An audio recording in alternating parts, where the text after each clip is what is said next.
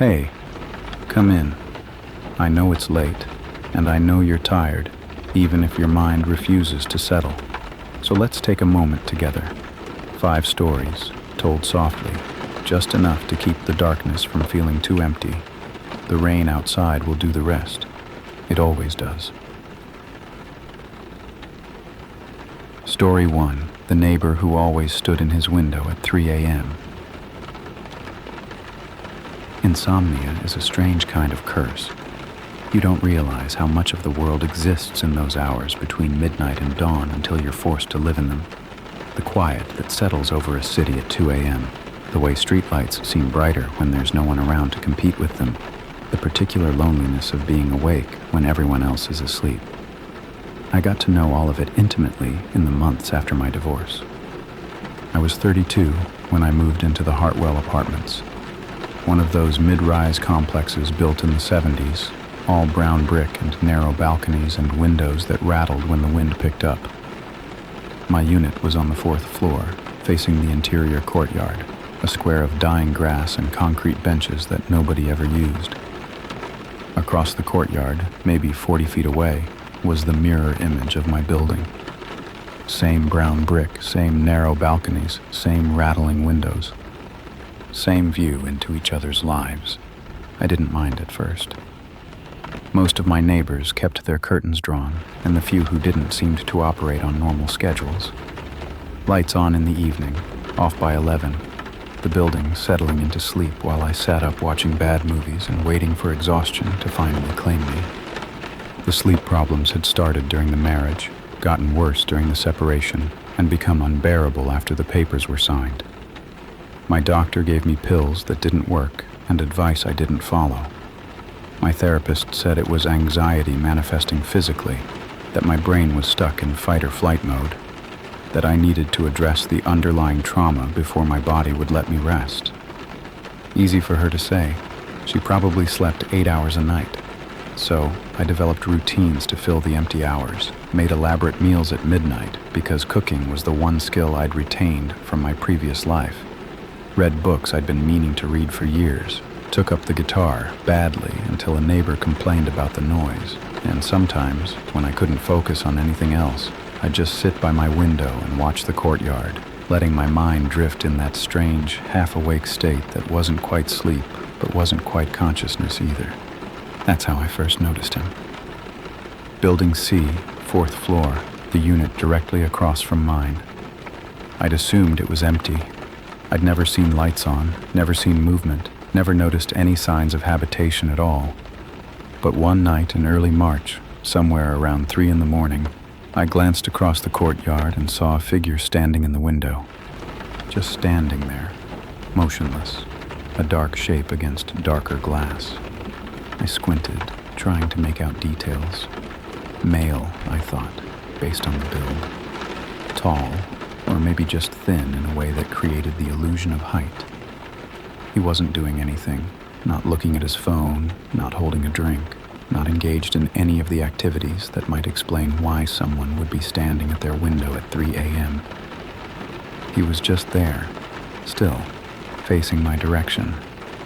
I watched for maybe 5 minutes, waiting for him to move, to walk away, to do something human. He didn't. Eventually, I got spooked enough to close my own curtains and retreat to the couch, where I spent the rest of the night, half watching infomercials and trying not to think about that motionless silhouette. The next night, I looked again. Same time. I'd glanced at my phone right before, and it was 3:04 a.m. Same figure, same window, same absolute stillness. This time I watched longer, 15 minutes, then 20. He never moved. Not a shift of weight, not a turn of the head, nothing. Just that dark shape, standing sentinel in the window, facing the courtyard, facing me.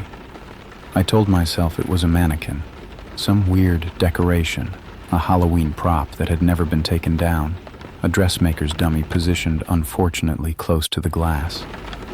That made sense. That was logical. People didn't just stand motionless in their windows for 20 minutes in the middle of the night, but I kept watching anyway, every night, same time, same ritual. I'd wake up, or give up on trying to sleep, and I'd check the window across the courtyard, and every night he was there. 3 a.m., give or take a few minutes, standing, watching. It became almost comforting in a strange way, a constant in my chaotic nights, a presence to share the darkness with, even if we never spoke, never acknowledged each other, never did anything but exist in our separate windows at the same impossible hour. Then, about 2 weeks in, something changed. I was at my window as usual, coffee in hand, watching the figure across the courtyard. 3 in the morning, everything quiet, the courtyard lit only by the security lights at each corner. I'd been staring for maybe 10 minutes when I saw him move. Just his arm, slowly, deliberately, rising from his side. And then he waved, a single wave, hand moving side to side in that universal gesture of acknowledgement. He saw me. He knew I'd been watching him every night, and now he was letting me know. I stumbled back from the window so fast I spilled coffee down my shirt. Stood there in my dark apartment with my heart pounding, feeling like I'd been caught doing something wrong. When I finally worked up the courage to look again, he was still there, still motionless, arm back at his side. But I could have sworn, even from 40 feet away, even through 2 panes of glass and the darkness between us, I could have sworn he was smiling. The next morning, I went to the building manager and asked about the unit across from mine. Building C, 4th floor, facing the courtyard. She looked at me strangely. That unit's been empty for almost a year, she said. Ever since the previous tenant passed away. I asked her to repeat herself. She did, slowly, like she was talking to someone who might not understand English very well. Mr. Hendricks, Gerald Hendricks. He lived there for almost 20 years. Died in his sleep last April. She shrugged, already losing interest in the conversation. We haven't been able to rent it since. Something about the plumbing needs updating before we can list it again. But I've seen someone in that window, I said, every night, around 3 in the morning. She gave me a look I was becoming very familiar with, the look people give you when they think you're not quite right in the head. That's not possible. The unit's locked. Has been since we cleared out Mr. Hendricks's belongings. I didn't push it. What would I have said? That I'd been watching an empty apartment for 2 weeks and seeing a figure that couldn't exist? That the figure had waved at me? She already thought I was crazy. No need to confirm it. That night, I didn't look. Kept my curtains closed, my back to the window, my attention fixed on whatever was playing on the television, but I could feel it anyway, that pull, that awareness, like someone was watching me even though I couldn't see them. At 3:17 a.m., I gave in. The figure was there. Same window, same posture, same impossible stillness. I watched for a long time, waiting for it to move again, waiting for another wave or some other sign that it knew I was there. It didn't move, but I noticed something new. There was a light on in the apartment now. Faint, barely visible, but definitely there. A dim glow coming from somewhere deeper in the unit, silhouetting the figure against the glass. The apartment that had been dark every night for 2 weeks, the apartment that was supposed to be empty and locked, now had a light on. I barely slept that night, or the night after. The insomnia that had been manageable before became something else entirely, not just an inability to sleep, but a fear of what I might see when I lay awake. During the day, I started researching. Looked up Gerald Hendricks in the local newspaper archives, found his obituary in a small item from last April. 73 years old, retired postal worker, no surviving family. Died peacefully in his home after a brief illness. Died peacefully in that apartment. The one where I kept seeing a figure standing in the window at 3 in the morning. I tried to be rational about it. Light reflections, maybe. Some trick of the courtyard lighting bouncing off the glass at just the right angle to create the illusion of a shape. The human brain is designed to see patterns, to find faces and random noise. That's all this was, my sleep-deprived mind playing tricks on me. But then the figure started doing other things. A week after the wave, I saw it move to a different window. Same apartment, but the window to the left of where it usually stood. What would have been the bedroom, I realized, if the layout mirrored my own unit. It stood there for maybe an hour, motionless as always, before returning to its usual spot. The next night, it was holding something, a shape in its hands, hard to make out in the darkness. A book, maybe, or a photo frame. It held the object for hours, and I watched for hours, and neither of us moved. 3 nights after that, I woke up at exactly 3 a.m. I'd finally managed to fall asleep around midnight, a minor miracle, and went to the window out of habit. The figure was there, in its usual spot, but this time it wasn't alone. There was a second shape behind it, smaller, lower, like someone sitting in a chair. I could only see the top of what might have been a head, barely visible over the figure's shoulder. 2 of them now, in an apartment that was supposed to be empty. I started asking around the building, casual questions, careful not to sound too interested. Had anyone else noticed anything strange about the vacant unit in Building C? Had anyone seen lights or movement or anything that might suggest someone was living there? Most people looked at me blankly. A few said they'd never paid attention to that building, had no idea which units were occupied and which weren't. But one woman, elderly, sharp-eyed, the kind of neighbor who notices everything, pulled me aside in the laundry room and lowered her voice. "You've seen him, haven't you? The man in the window." My stomach dropped. "You know about him?" "Everyone who lives facing the courtyard knows about him eventually. We just don't talk about it." She glanced around, making sure we were alone. Gerald Hendricks used to do the same thing when he was alive. Stand at his window every night at 3 in the morning, just watching. I asked him about it once, years ago. He said he was keeping vigil. Keeping vigil for what? She shook her head. He wouldn't say, but he told me something I've never forgotten. He said, "When I'm gone, someone will have to take my place. The watching can never stop."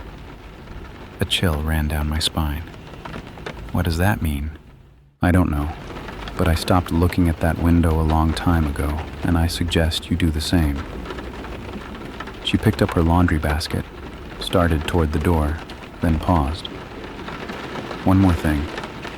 The night Gerald died, I happened to look out my window around 3 in the morning. Old habit, I suppose." "And?" Her face was pale. He was standing there, same as always, same window, same posture, except Gerald had been dead for 6 hours by then. The coroner said he passed around 9 p.m. She left before I could ask anything else. That night, I stood at my window at 3 a.m. and watched the figure in Building C. And for the first time, I could have sworn it was watching back with something like recognition. Like it had been waiting for me specifically. Like it had finally found what it was looking for. I tried to stop looking. Lasted almost 3 days. I kept my curtains permanently drawn, rearranged my furniture so my back was always to the window, slept, when I could sleep at all, in the small second bedroom that faced the street instead of the courtyard. I told myself it was over, that I'd simply refuse to participate in whatever strange ritual Gerald Hendricks had spent 20 years performing. But on the 3rd night, I woke up standing at my window. I don't remember getting out of bed. Don't remember walking across the apartment, pulling back the curtain, pressing my palm against the cold glass. One moment I was asleep, or something like sleep, and the next I was there, staring across the courtyard at Building C, at that window, at the figure who stood waiting for me. 3 a.m. Exactly. My hand was raised, waving. I jerked backward, heart slamming against my ribs, and stumbled over my coffee table in the dark. Hit my shin hard enough to leave a bruise that lasted for weeks. But the pain was almost welcome. It meant I was awake, I was present, I was in control of my own body again. When I looked back at the window across the courtyard, the figure was waving back. I didn't sleep for the next 48 hours. Couldn't. Every time I closed my eyes, I saw that window, that silhouette, felt that pull, dragging me toward something I didn't understand. I drank coffee until my hands shook, watched the sun rise and set and rise again, left all the lights on because darkness felt dangerous now, complicit in whatever was happening to me. On the second day, I went to the library and looked up Gerald Hendrix's address in old city directories. Then I searched the newspaper archives for any stories about the Hartwell apartments, anything strange or unexplained that might have happened there over the years. What I found made my blood run cold. In 1983, a woman named Dorothy Vance fell from her balcony in Building C, 4th floor. The same unit where Gerald Hendrix would later live, where the figure now stood, watch every night. Her death was ruled an accident, but the article mentioned that neighbors had reported seeing her standing at her window at odd hours in the weeks before she fell. Just standing, they said, staring at something in the courtyard. In 1967, a man named Robert Sutter was found dead in the same unit. Heart attack, the coroner determined. He was 61 years old and had lived there for 12 years. His downstairs neighbor was quoted in the article saying that Robert had seemed preoccupied in his final months, that he'd started keeping strange hours, staying up all night, standing at his window like he was watching for something. I dug deeper. Found another death in 1954, another in 1941. Different names, different causes of death, but always the same unit. Always reports of the tenant behaving strangely before the end, always that window. The pattern stretched back to when the building was first constructed in 1938. Someone had always been watching from that window. For almost a century, there had been a person standing vigil at 3 a.m., staring into the courtyard, and when they died, someone new took their place. But watching for what? I found the answer in a crumbling newspaper from 1939, so old the microfilm reader could barely process it. A construction accident during the building of Hartwell Apartments. A worker, a young man named Thomas Bell, had fallen into the foundation pit during the night shift. His body wasn't discovered until the concrete had already been poured the next morning. There was an investigation, some finger-pointing, but ultimately no charges were filed. The project continued. The building went up, and Thomas Bell was entombed beneath the courtyard, his remains still there under the dying grass and concrete benches that nobody ever used. He died at 3 a.m. The article mentioned that specifically because the night watchman had heard him scream and noted the time. 3 a.m. I drove to the county records office the next morning, running on no sleep and pure adrenaline, pulled the original blueprints for Hartwell Apartments, searched for any documentation about the accident or its aftermath. Most of it had been lost or destroyed over the years, but I found one thing, a letter from the building's original owner to the first tenant of Unit 4C. The letter was brief, almost cryptic. It thanked the tenant for agreeing to special terms of the lease. It mentioned that certain obligations would be explained in person, and it ended with a single sentence that I read over and over until the words lost all meaning. The watching keeps him down. Without a witness, he will rise. I sat in my car in the records office parking lot, hands shaking too badly to drive. Thomas Bell was buried under the courtyard. Someone had been watching from that window ever since, keeping vigil, the old woman had said, to make sure he stayed buried. And now there was no one watching. Gerald Hendrix had died almost a year ago. The unit had been empty ever since, which meant that for almost a year, no one had been keeping Thomas Bell down, whatever that meant. That night, I sat at my window at 3 a.m., not because I wanted to, but because I had to know, had to see. The figure was there, in its usual spot, but something was different. It wasn't standing in the window anymore. It was pressed against the glass, both hands splayed flat, face pushed so close that I could make out features for the first time, gaunt cheeks, hollow eyes, a mouth stretched too wide in something that might have been a smile or might have been a scream, and it was looking down, not at me, at the courtyard, at the ground. at whatever was beneath it. As I watched, frozen, unable to look away, I saw the courtyard lights flicker once, twice, 3 times, and then I heard something I will never forget. A sound coming from below, from deep underground. The sound of someone knocking. The knocking continued for hours, slow, rhythmic, patient, coming from somewhere beneath the courtyard, muffled by concrete and decades of earth, but unmistakable. Knock, knock, knock, like someone testing a door they'd been trapped behind for a very long time. I watched the figure in the window watch the ground, and I listened to the sound of Thomas Bell trying to get out. By the time the sun came up, I'd made a decision. A stupid one, probably. The kind of decision that gets people killed in horror movies, that makes audiences yell at the screen. But I was beyond rationality at that point. I hadn't slept in days. I was hearing sounds that couldn't be real, seeing things that couldn't exist, and the only way forward was through. I was going to get into that apartment. The building manager wasn't in her office when I checked. I waited until she stepped out for lunch. Then I went to maintenance. Found an older guy named Luis who looked like he'd stopped caring about rules sometime around 1995. Told him I thought I'd left something in a friend's apartment in Building C, and could he maybe let me in to check. $50 changed hands. He didn't ask questions. The hallway on the 4th floor of Building C was identical to mine. Same faded carpet, same flickering fluorescent lights, same stale smell of old building and older secrets. Unit 4C was at the end, its door no different from any other. Plain wood, brass numbers, a peephole that stared back at me like an eye. Luis unlocked the door and stepped aside. "You got 10 minutes, he said. I was never here. The apartment was empty, completely, utterly empty. No furniture, no decorations, nothing to suggest anyone had lived there in the past year. The walls were bare.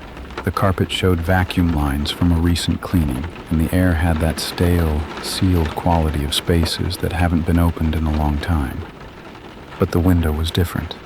I walked toward it slowly, each step echoing in the vacant room. The glass was covered with something, condensation, I thought at first, or grime that the cleaners had missed. But when I got closer, I realized it was on the inside. Patterns traced in the fog of breath over and over until they'd become permanent stains on the glass. Words, written in what looked like fingertip strokes, layered so many times they'd become almost illegible. Watch, watch, watch, watch, over and over, covering every inch of the window. Watch, watch, watch. I pressed my hand against the glass, feeling the cold seep into my palm, and looked down at the courtyard 4 stories below. From this angle, I could see something I'd never noticed from my own apartment. A discoloration in the concrete near the center of the courtyard. A rough circle, maybe 6 feet across, where the pavement was slightly darker than the surrounding area. Like something had been patched over, or like something was seeping up from below. The spot where Thomas Bell was buried. "You shouldn't be here." I spun around so fast I nearly lost my balance. Gerald Hendricks was standing in the doorway. I knew it was him, even though I'd only seen his face in a grainy newspaper photo. Same gaunt features, same hollow cheeks, same eyes that had spent 20 years staring at this window at 3 a.m. He was wearing what might have been pajamas, old-fashioned ones, the kind nobody wears anymore, and his feet were bare on the carpet. His feet weren't touching the carpet. "You shouldn't be here," he said again. His voice was wrong somehow, too thin, like it was coming from very far away. "Not yet. It's not time yet." "Time for what?" My voice came out as a croak. "What is this? What are you?" He drifted closer. I can't call it walking because his legs didn't move right, and stopped a few feet from me. Up close, I could see through him, just slightly, just enough to make out the wall behind his shoulder. "The watching," he said. Someone has to do the watching. I did it for 20 years. Dorothy did it before me. Robert before her, all the way back to the beginning. He tilted his head, studying me with those empty eyes. You've seen him, in the window. You've been watching. That was you. What's left of me? Keeping vigil until the new watcher comes.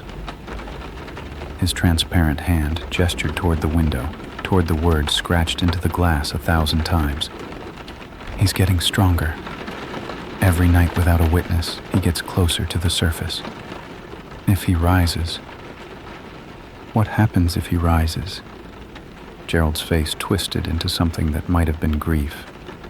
He's been down there for almost 90 years, alone, in the dark, dying over and over, but never quite dead.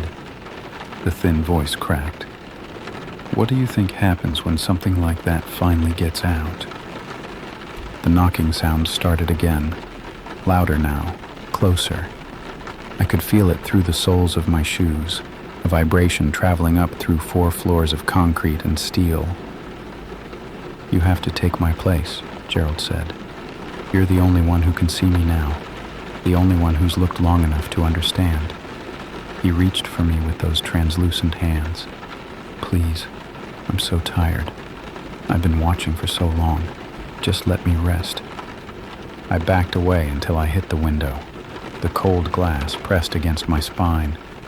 Watch, watch, watch, pressed against my skin. I can't, I said. I won't. This isn't... I didn't sign up for this. Neither did any of us. His voice was fading, his form growing more transparent by the second. But someone has to watch. Someone always has to watch. And now that you know, you can't unknow it. He was almost gone, just an outline of a man, a suggestion of features in the empty air. Wait, I said. What happens if I refuse? What happens if I just leave? Gerald Hendricks smiled. It was the saddest expression I'd ever seen. Then you'll find out what Thomas Bell looks like when he finally stops knocking. And then he was gone, and I was alone in the empty apartment, and somewhere far below me, the knocking was getting louder, and faster, and closer. I ran from that apartment like something was chasing me. Maybe something was. Down 4 flights of stairs, through the lobby, out into the courtyard where Thomas Bell lay buried beneath my feet. I could feel him down there. Don't ask me how, but I could feel him, a presence pushing up against the underside of the world, testing the barriers that had held him for nearly a century. The concrete beneath my feet was warm, not hot, just warm, like standing over a heating vent, like something underneath was generating heat, burning with an energy that had nowhere to go. I didn't stop running until I reached my car, drove to a motel 30 miles away, paid for a week in advance, and locked myself in a room with no windows facing any courtyard, any building, anything at all. For 3 days, I didn't sleep. Couldn't. Every time I closed my eyes, I saw Gerald's face, heard his voice, felt the vibration of that knocking traveling up through the floor. I left the television on constantly, volume turned up loud enough to drown out the silence, and I told myself I was done. That whatever was happening at Hartwell Apartments wasn't my problem. That I could just walk away and never look back. On the 4th night, I dreamed of the courtyard. I was standing at its center, right over the dark patch where the concrete had been patched. It was 3 a.m. I knew that without looking at a clock, and the buildings around me were dark and silent. No lights in any windows, no watchers keeping vigil. The ground beneath my feet began to crack. I woke up screaming, tangled in motel sheets that smelled like industrial detergent. My phone said it was 3:07 a.m., and there was a sound coming from somewhere nearby. Knocking, faint but unmistakable, coming from the wall behind my bed.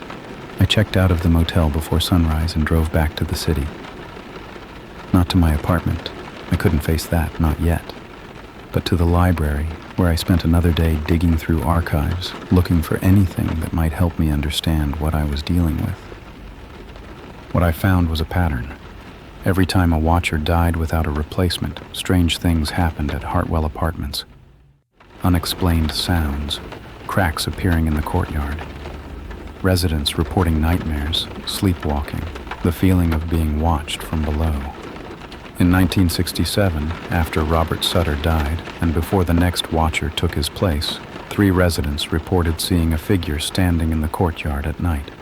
A figure covered in dirt and concrete dust, looking up at the windows, searching for something, searching for the person who was supposed to be watching.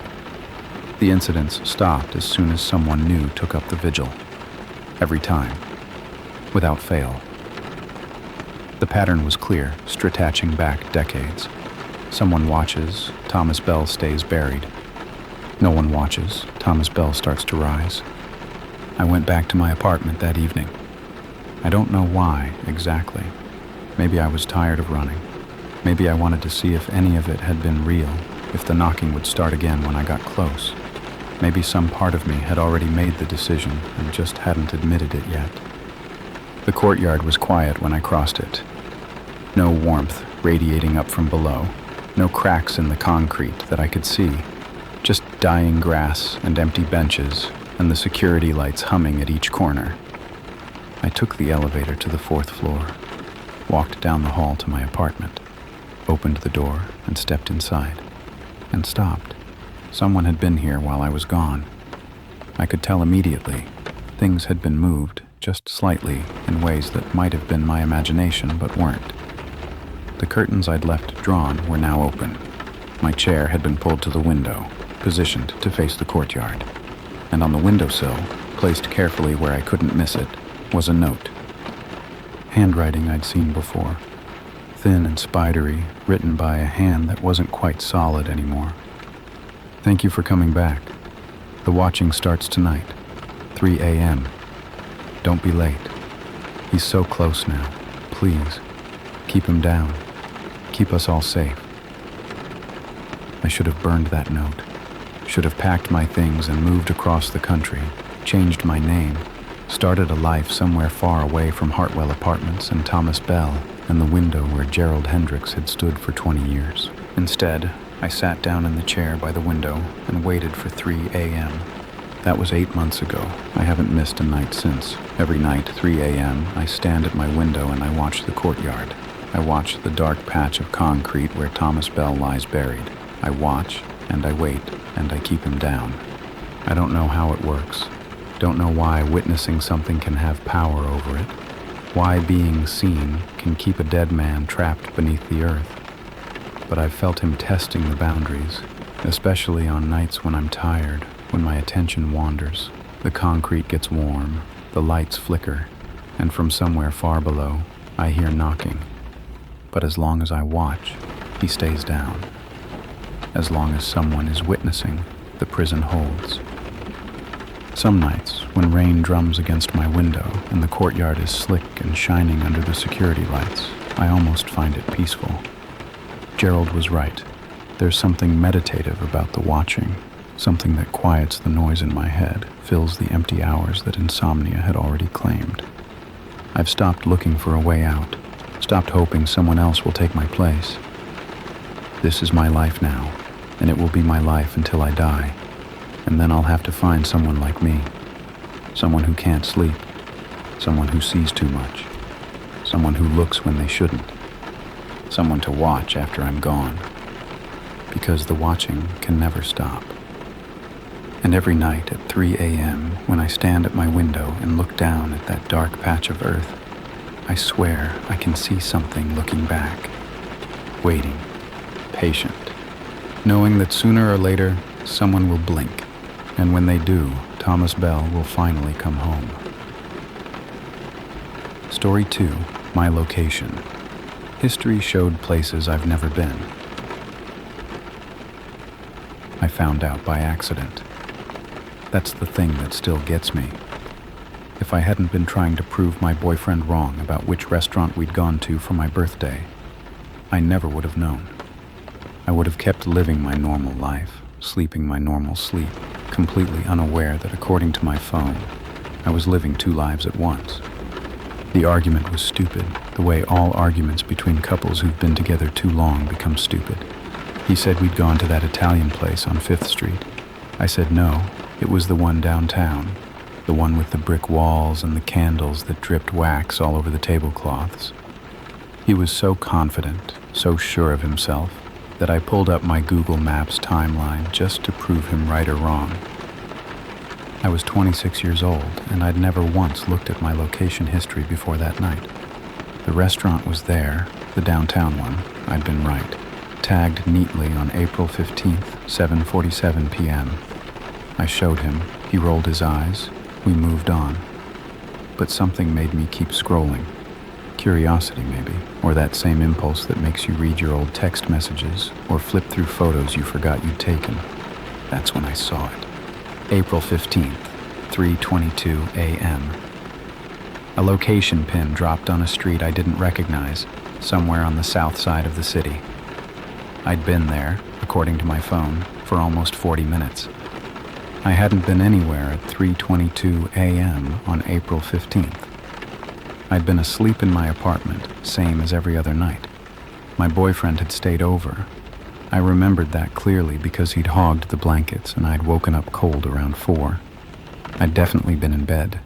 I'd definitely been home. But my phone said otherwise. I clicked on the pin, trying to get more details. The address was a residential street in a neighborhood I'd never visited, never had reason to visit, didn't even know existed. Just a random spot on the map, marked with the timestamp of a trip I hadn't taken. "What's wrong?" my boyfriend asked. "Nothing," I said. "Glitch." I closed the app and changed the subject. But later that night, after he'd fallen asleep, I opened it again. Started scrolling backward through my history, day by day, looking for more anomalies. I found 17 nights over the past 2 months where my phone had logged locations I'd never been to at hours when I'd been asleep. Gas stations at 2 a.m., parking lots at 4, residential streets, empty intersections, the back lot of an abandoned shopping center, random places scattered across the city with no apparent connection except the timing, always between midnight and 5 in the morning, always while I was unconscious in my bed. My first thought was that my phone had been hacked. Someone had cloned it somehow, was carrying a copy around the city while I slept. That would explain the impossible locations, the timestamps that didn't match my memory. I changed all my passwords that night, enabled 2-factor authentication on everything. Felt like I was being proactive and smart. The locations kept appearing. 3 nights after I changed my passwords, my timeline showed me at a park on the east side at 3:47 a.m. I'd never been to that park, didn't even know it existed. But according to the data, I'd spent almost an hour there, wandering in patterns that the map traced as a wandering blue line through the walking paths. I started sleeping with my phone under my pillow, thinking maybe someone was physically taking it while I slept, carrying it around the city, and returning it before I woke up. Crazy, I know. But I was running out of rational explanations. The phone was still there every morning. Warm from my body heat, battery slightly drained from running all night. Exactly where I'd left it. And the locations kept appearing. I went to one of them during the day. Couldn't help myself. I had to see what was there. What could possibly be drawing my phone, or whatever was pretending to be me, to these random spots in the middle of the night. It was the abandoned shopping center, the one my timeline showed I'd visited twice in 1 week. There was nothing there, just an empty parking lot, weeds pushing up through cracked asphalt, the hollow shells of stores that had closed years ago. I walked around for an hour, looking for anything unusual, any clue that might explain why this place kept showing up in my history. I found nothing, just silence and wind and the feeling that I was being watched from somewhere I couldn't see. That night, I set up my laptop to record myself sleeping, positioned it on my dresser, angled at my bed, and hit record before I turned off the light. If I was sleepwalking, if I was somehow leaving my apartment without remembering, I'd catch myself on camera. I watched the footage the next morning. 8 hours of me lying motionless in bed, barely moving, definitely not going anywhere. But my phone's timeline showed a new location, 2:58 a.m. A residential address I'd never seen before, 12 miles from my apartment. I'd been there, according to the data, for 37 minutes, while the camera showed me sleeping in my bed. I sat at my kitchen table with coffee growing cold in my hands, staring at the timestamp, trying to make it make sense. My phone had been under my pillow all night. I had video proof that I hadn't moved. And yet Google Maps was absolutely certain that I'd traveled across the city in the middle of the night. Not my phone, me. The location data was tied to my account, my profile, my digital identity. As far as the algorithm was concerned, I, the real me, the person, had been in two places at once, or something that looked exactly like me had been moving through the city while I slept. And it was going somewhere specific, because when I mapped all the locations together, when I plotted every midnight pin on a single map, I saw something I hadn't noticed before. They were forming a pattern, a spiral, tightening slowly toward a point at its center. And I was almost at the middle. The center of the spiral was a house. I found it on a Sunday afternoon, driving through a neighborhood I'd never visited, following the path my phone had traced without me. The streets got quieter as I went deeper. Fewer cars, fewer people, houses that looked increasingly abandoned. By the time I reached the address at the heart of the pattern, I was the only car on the road.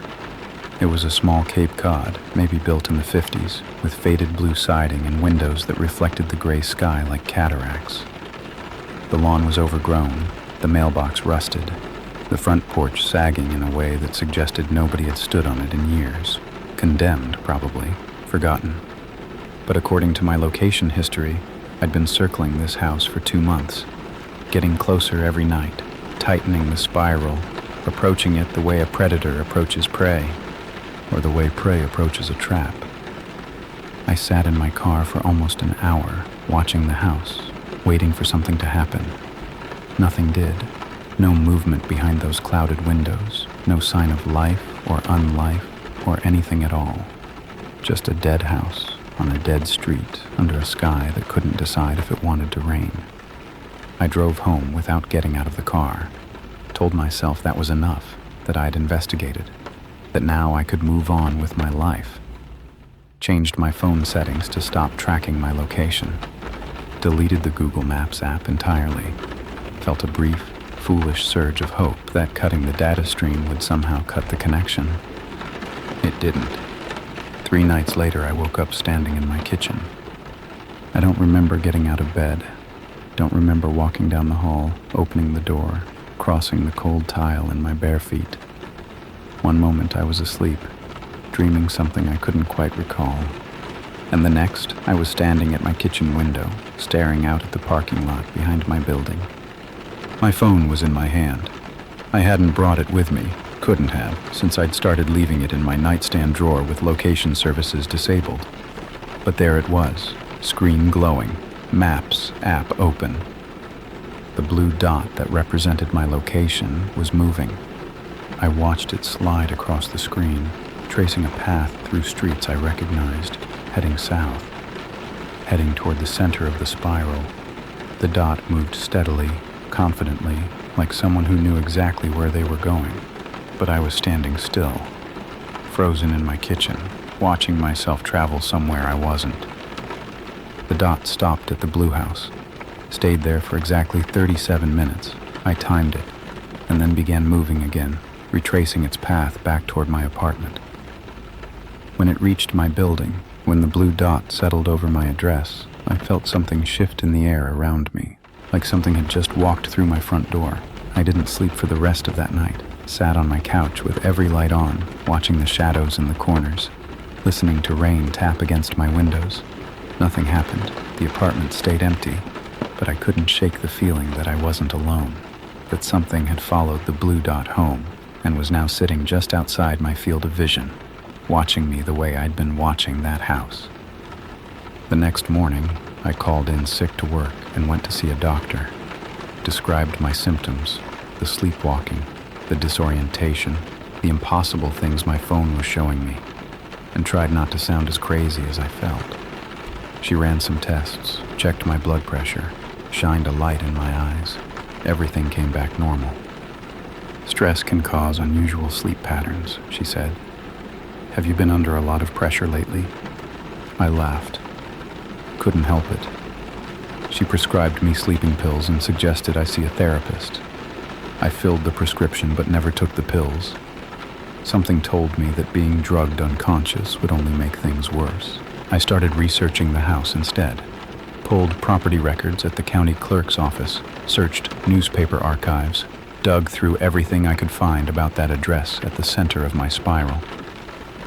The house had been built in 1952 by a man named Harold Vance. He'd lived there alone for almost 40 years, a bachelor with no family and few connections to the community. Neighbors described him as quiet, polite, forgettable. He died in 1991, and the house had been vacant ever since, tied up in some kind of legal limbo, no heirs to claim it, no buyers willing to take on the property. That was the official story, anyway. But when I dug deeper, I found the other story, the one that hadn't made it into the property records. Harold Vance had been a suspect in a string of disappearances in the late 80s. 4 women, all in their 20s, all living alone, all vanishing without a trace over a period of 3 years. The police had questioned him multiple times but never had enough evidence to make an arrest. Then Harold died of a heart attack, the disappearances stopped, and the cases went cold. The women were never found. I sat in the library with printouts spread across the table, staring at photographs of Harold Vance's house, the same house I'd been circling every night without knowing it. The same house that was now drawing me closer, pulling me toward its center like water circling a drain. 4 women who looked like me. Same age, same build, same dark hair and pale skin. 4 women who had disappeared, and now something was using my own phone to lead me to the place where they'd vanished. That night, I dreamed of the blue house, dreamed of walking up the sagging porch steps, pushing open the front door, stepping into darkness that smelled like mold and something sweeter underneath, something that might have been decay. When I woke up, my feet were dirty, and there was a key on my nightstand that hadn't been there before. The key was old, tarnished brass, the kind with a long shaft and decorative teeth that you see in antique stores. It looked like it belonged to a house built in the 50s. It looked like it belonged to Harold Vance's front door. I should have thrown it away, should have dropped it in the garbage disposal, flushed it down the toilet, done anything except keep it. But I couldn't. Every time I tried to get rid of it, my hand wouldn't cooperate. My fingers would tighten around the metal, refusing to let go, and I'd find myself putting it back in my pocket like a talisman I couldn't bear to lose. 3 more nights passed. 3 more impossible journeys traced on my phone's timeline, each one ending at the same address, each one lasting exactly 37 minutes. I watched myself on camera. I'd set up recordings every night now, and I never moved. Just lay there in my bed, still as death, while somewhere across the city, something wearing my digital signature walked through Harold Vance's front door. On the 4th night, I decided to stop waiting for it to come to me. I drove to the house at 2 a.m., timing my arrival to match the pattern I'd been tracking. The streets were empty, the neighborhood silent, rain misting down from low clouds that blotted out the stars. I parked across the street and sat in my car, watching the house, key clutched in my sweating palm. At exactly 2:47 a.m., a light came on inside, just a faint glow, visible through one of the upstairs windows. It flickered like candlelight, casting moving shadows against the glass. Someone was in there. Something was in there. And according to my phone, which I'd brought, despite every instinct telling me to leave it behind, I was already inside. I watched the blue dot on my screen, stationary at the house's address, while I sat in my car 50 feet away. 2 versions of me existing simultaneously. One in the physical world, terrified and frozen. One in the digital world, doing God knows what in that rotting house. The light in the window went out. I should have driven away. Instead, I got out of the car. The walk to the front door felt like moving through water. Each step took tremendous effort, as though the air itself was resisting me, trying to push me back. But something stronger was pulling me forward. That same invisible current that had been dragging me toward this place for months. The porch steps creaked under my weight. The front door loomed before me, paint peeling, knocker rusted into immobility. I raised the key with a hand that didn't feel like mine. It fit perfectly. The lock turned with a soft click, and the door swung open on hinges that didn't make a sound. Inside, the darkness was absolute. I stood on the threshold, flashlight in one hand, phone in the other, every nerve in my body screaming at me to run.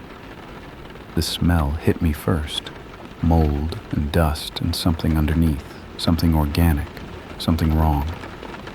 I stepped inside anyway. My flashlight beam cut through the dark, revealing a hallway straight out of the 1950s. Faded wallpaper, hardwood floors warped by decades of neglect, a staircase leading up to the second floor. Everything was covered in a thick layer of dust, undisturbed by footprints or handprints or any sign of human presence.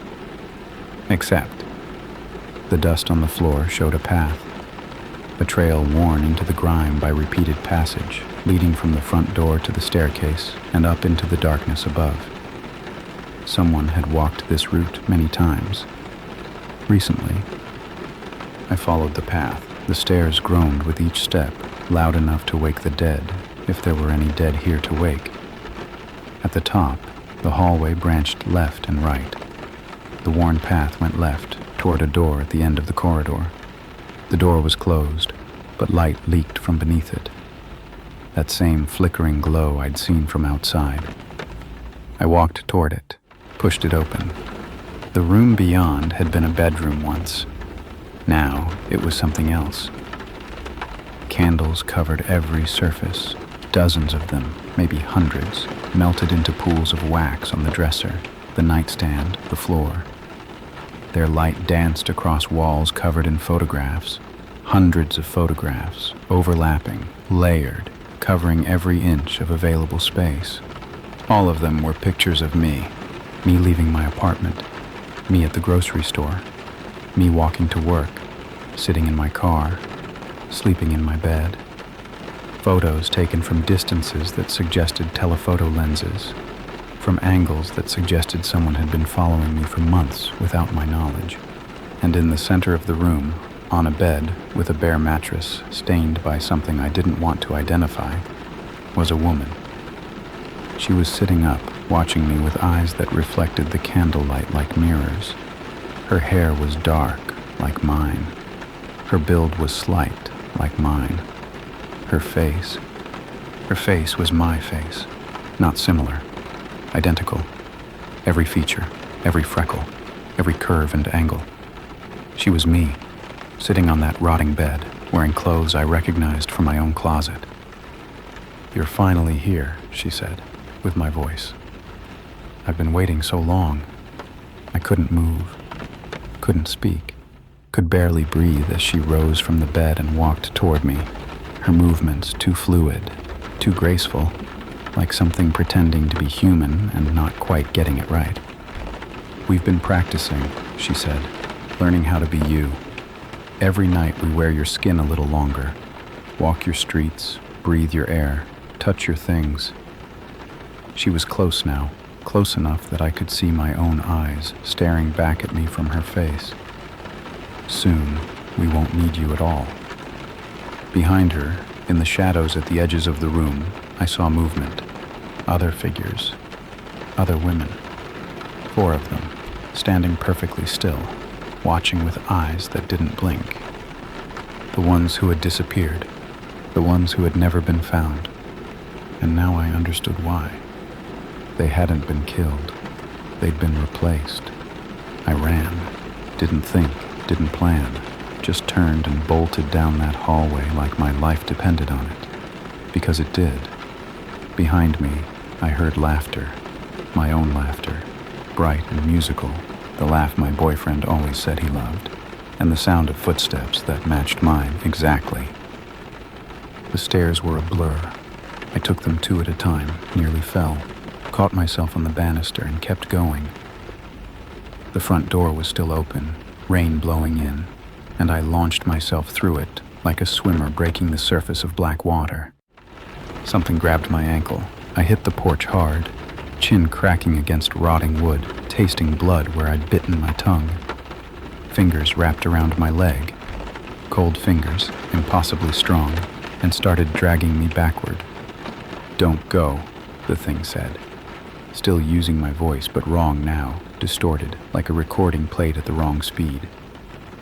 "We're almost ready. Just a little longer. Just a few more nights." I kicked, thrashed. My heel connected with something solid and the grip loosened for just a second. I scrambled forward on my hands and knees, got to my feet, and ran for my car. The key. Where was my key? I'd put it in my pocket. I always kept it in my pocket. But my fingers found nothing but empty fabric. Lost on the porch. Lost in the house. It didn't matter because the thing was coming. I could hear it behind me, and I wasn't going to make it. I made it. Don't ask me how. My hand found the door handle, yanked it open, and I threw myself inside. Hit the lock just as something slammed against the window, a palm pressed flat against the glass, leaving a handprint that was identical to mine. She was standing beside my car, the thing with my face, the thing that had been practicing to be me. Rain streamed down her cheeks like tears, and she was smiling, my smile, the one I saw in mirrors every morning, but the expression didn't reach her eyes. Her eyes were empty, holes where something human should have been. "You can't stop it," she said. I could hear her through the glass, even though her lips barely moved. "It's already happening. Every night, a little more of you becomes a little more of me. Soon there won't be any difference at all." I started the car, floored it. The tires screamed against wet pavement as I peeled away, and in my rearview mirror, I watched her standing in the middle of the street, watching me go, still wearing that terrible smile. The 4 other figures had joined her on the porch. All of them identical to their originals, I realized. All of them copies that had replaced the real thing so perfectly that no one had ever noticed the difference. I drove until the sun came up, pulled into a rest stop, locked myself in a bathroom stall, and cried until I couldn't cry anymore.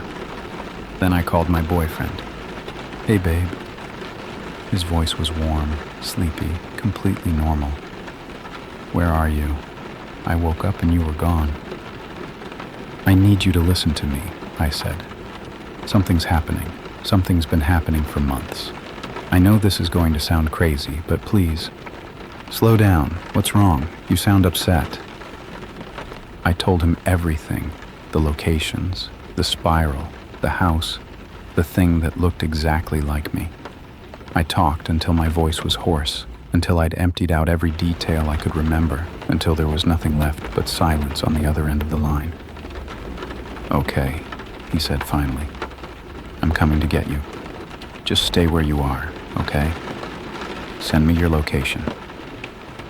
I almost did. My finger was hovering over the share button when something stopped me. A detail I'd missed, buried in everything else that had happened. He'd said he woke up and I was gone.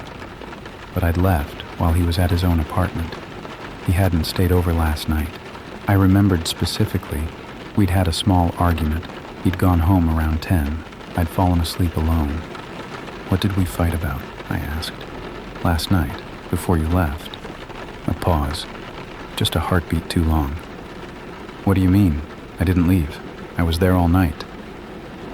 His voice was still warm, still loving, still perfectly, terrifyingly normal. "You were sleeping right next to me, don't you remember?" I hung up.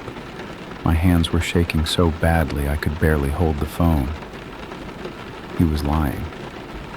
Or he wasn't lying, and he genuinely believed he'd spent the night with me, with the thing that was learning to be me, while I drove across the city to a house full of candles and copies.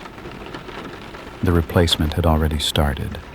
The thing had been practicing in my apartment, sleeping in my bed, lying next to my boyfriend while I was trapped in Harold Vance's house of photographs and stolen faces. And he hadn't noticed anything was wrong, because it had gotten that good. I checked my phone, opened Google Maps. The timeline showed last night's journey, the drive to the house, the 37 minutes inside, the frantic escape. But there was something else now. A new entry, time-stamped during the hours I'd been at the rest stop. My location dot, stationary at my apartment for the past 4 hours. The thing was there, right now, living my life while I sat in a bathroom stall 200 miles away, trying to figure out how to stop something that had already won. I looked at myself in the mirror. Same face I'd always had, same dark hair, same pale skin, same everything. But for the first time in my life, I wasn't sure if I was looking at the original, or if the original was back in my apartment, wearing my clothes, kissing my boyfriend, and slowly erasing every trace of the person I used to be. I went back anyway. What else could I do? Drove the 200 miles in silence, no music, no podcasts, just the hum of tires on wet pavement and the drumming of rain against my windshield. By the time I reached my apartment building, it was late afternoon, the sky already darkening toward evening.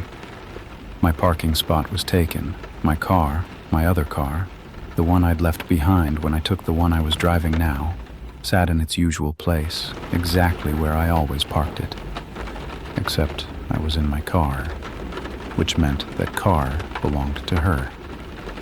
I parked on the street and sat there for almost an hour, watching my building, trying to work up the courage to go inside. Lights came on in my apartment around 6. I saw movement behind the curtains, just shadows, nothing distinct. And once, a silhouette that passed close to the window. She was in there, living my life, making dinner in my kitchen, watching television on my couch, existing in the space I'd built for myself. I called my boyfriend again, got voicemail, tried my mother, my best friend, my co-workers. No one answered. By the third call, I realized my number must be showing up as my own, as hers, and they were probably ignoring it because they thought I was calling from inside the apartment. Because as far as they knew, I was inside the apartment. At 7:30, my boyfriend's car pulled into the lot. I watched him get out, walk to my door, get buzzed in.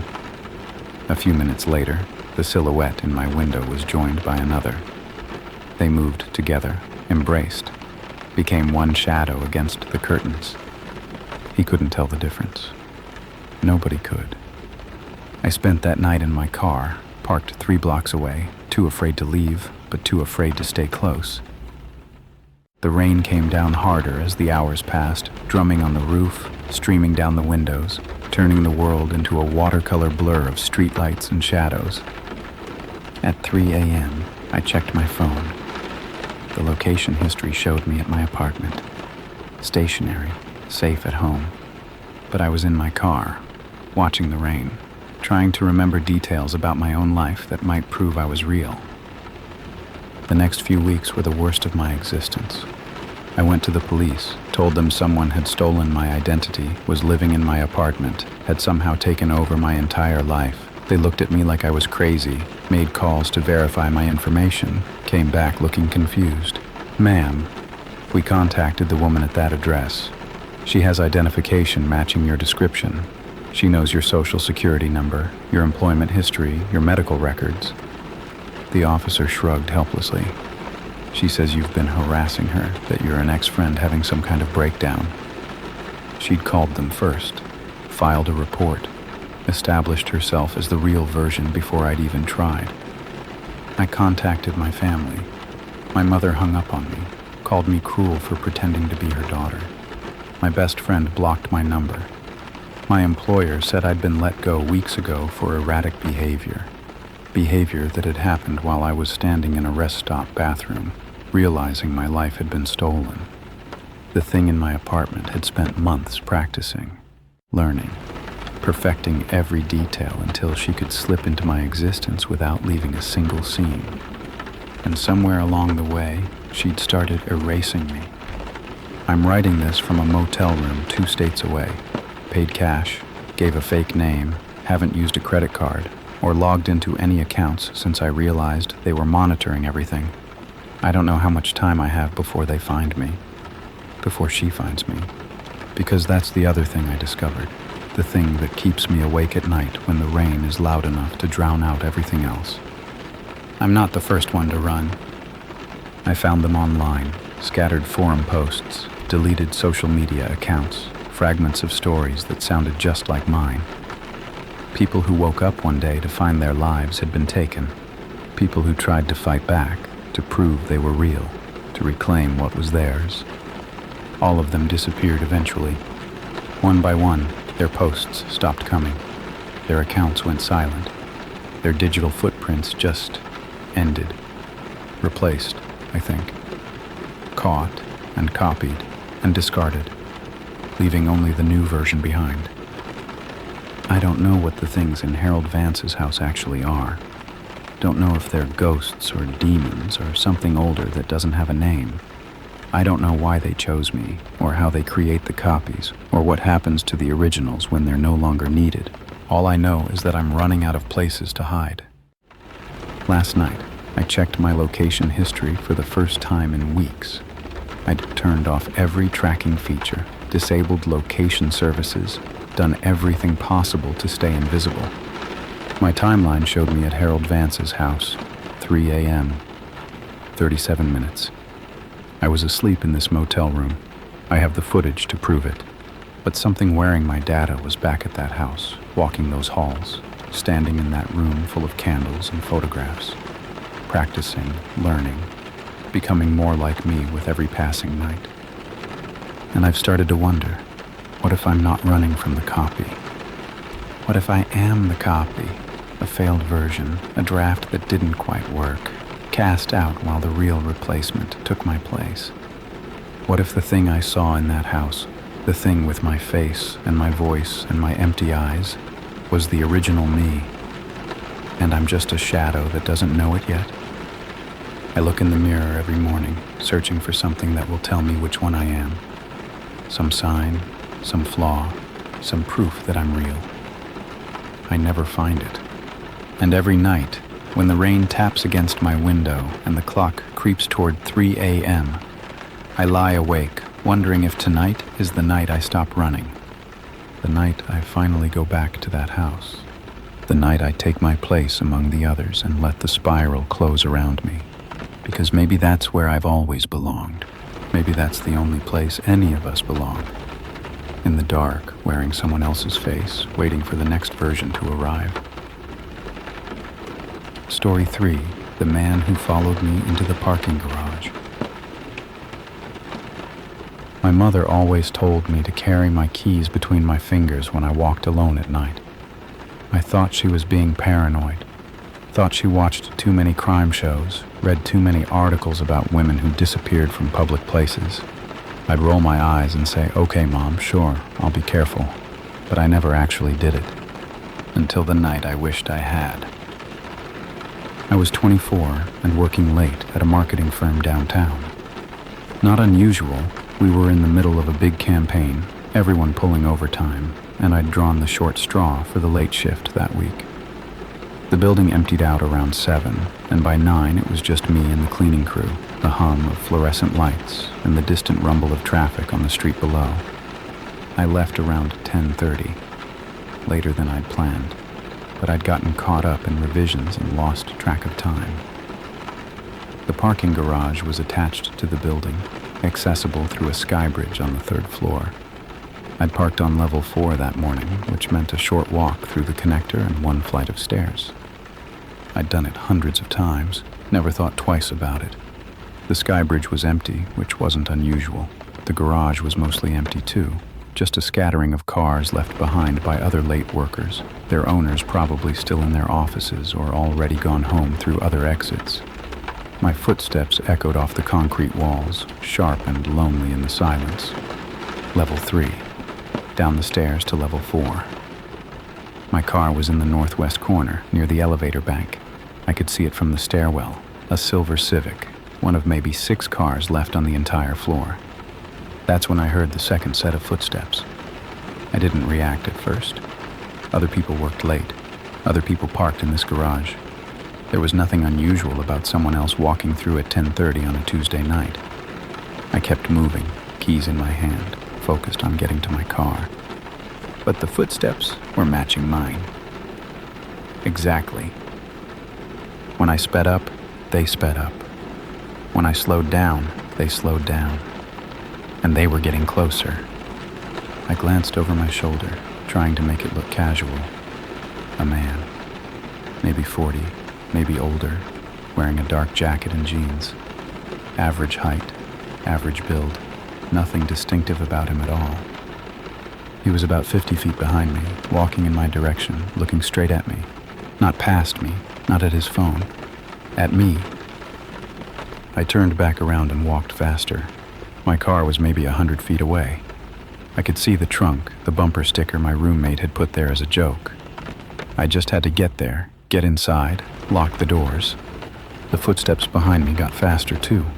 I started running. I don't know what made me do it. I had no proof that this man meant me any harm. He could have been walking to his own car, could have been in a hurry for completely innocent reasons. But something in my gut, that ancient, animal instinct that women learn to trust or die, told me that if I didn't run, I was going to regret it. My heels slapped against concrete. My bag bounced against my hip.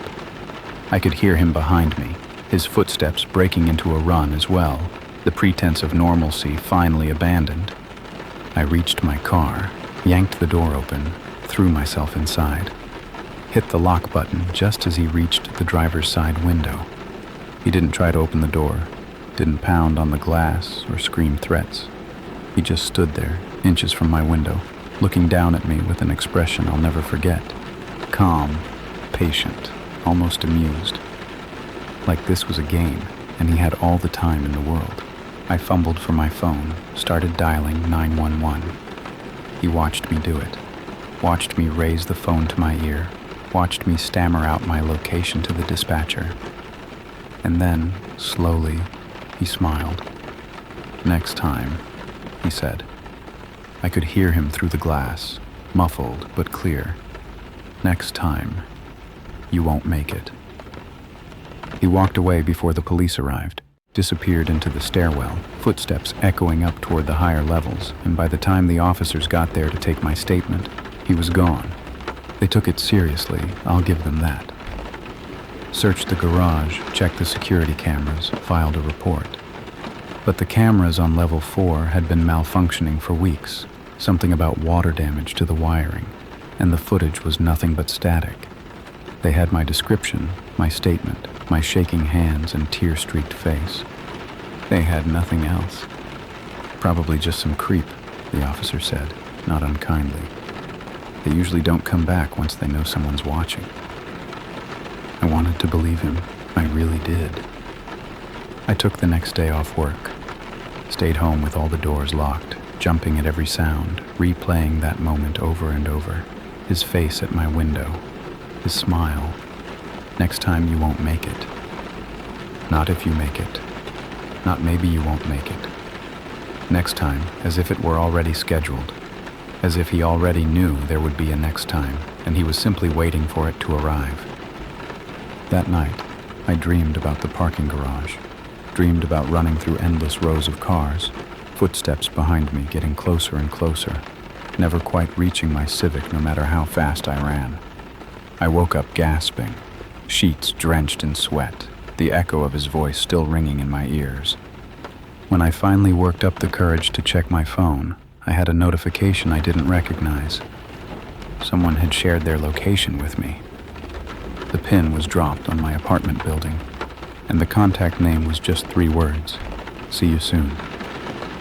I called the police again, showed them the notification, the shared location, the contact name that hadn't been in my phone an hour before. They traced the number to a burner, prepaid, bought with cash at a convenience store across town. Dead end. "Change your number," the detective advised. Vary your routine. Don't go anywhere alone for a while. Standard advice, textbook responses. Nothing that would actually stop a man who had somehow gotten my phone number, my address, and apparently my schedule, all from a single encounter in a parking garage.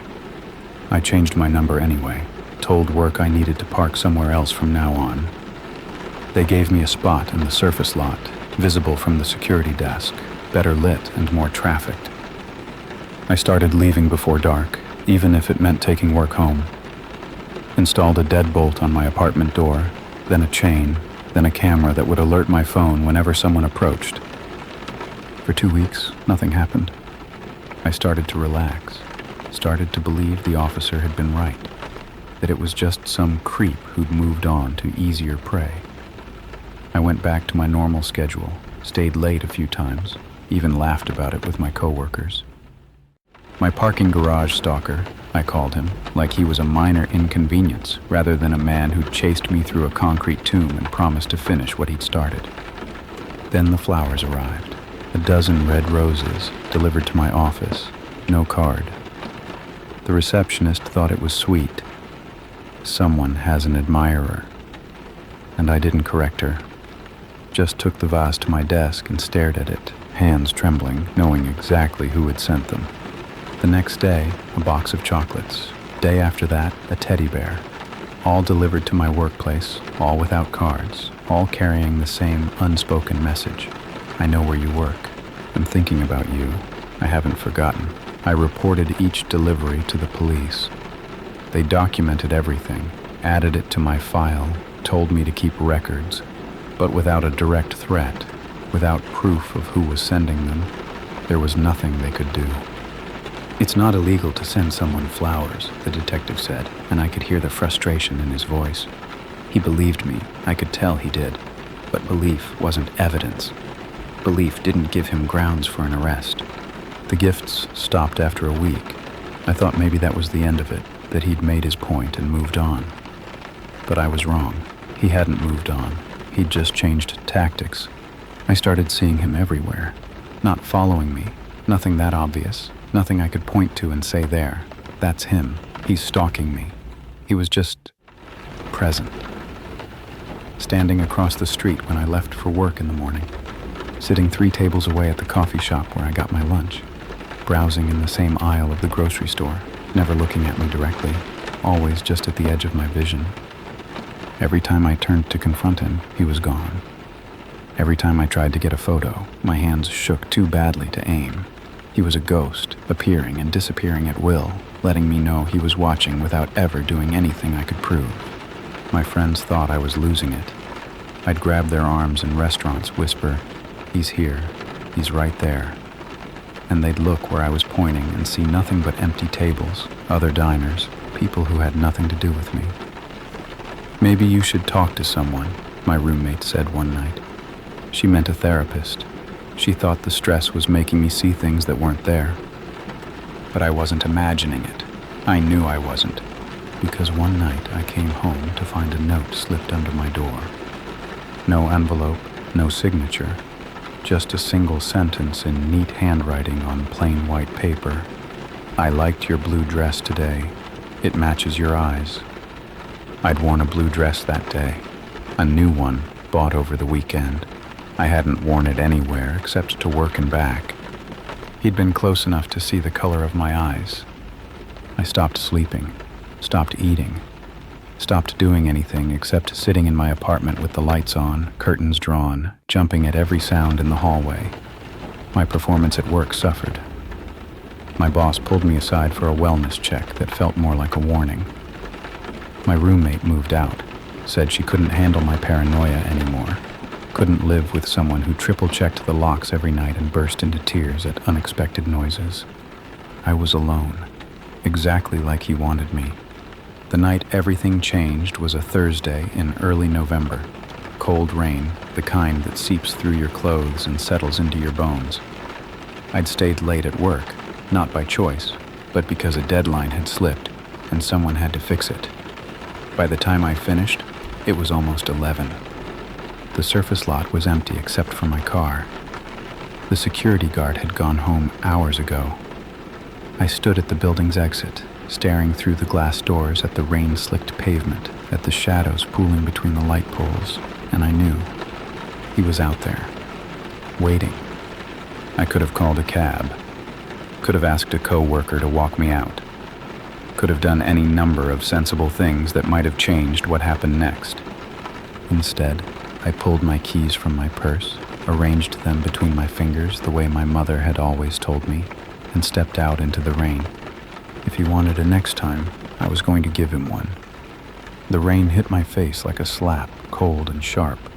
I walked toward my car with my heart slamming against my ribs, every nerve alive and screaming.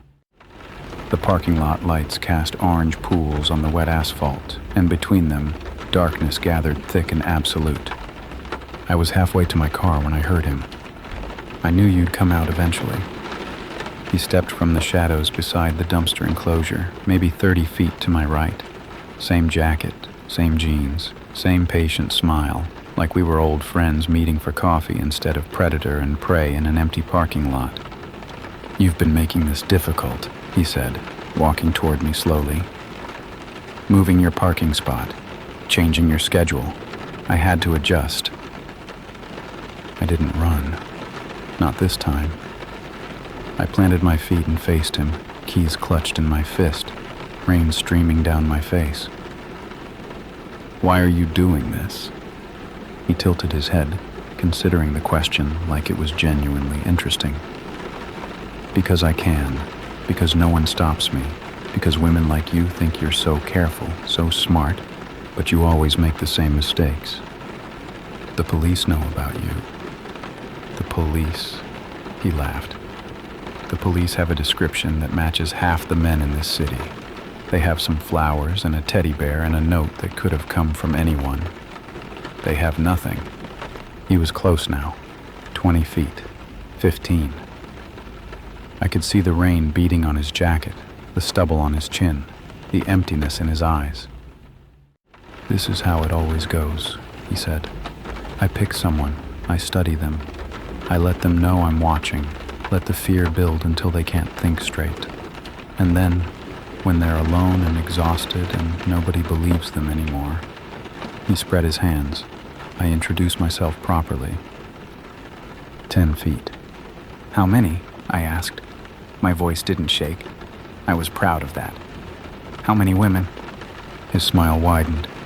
"You'll be the 7th. I threw the keys at his face. It wasn't much of a weapon.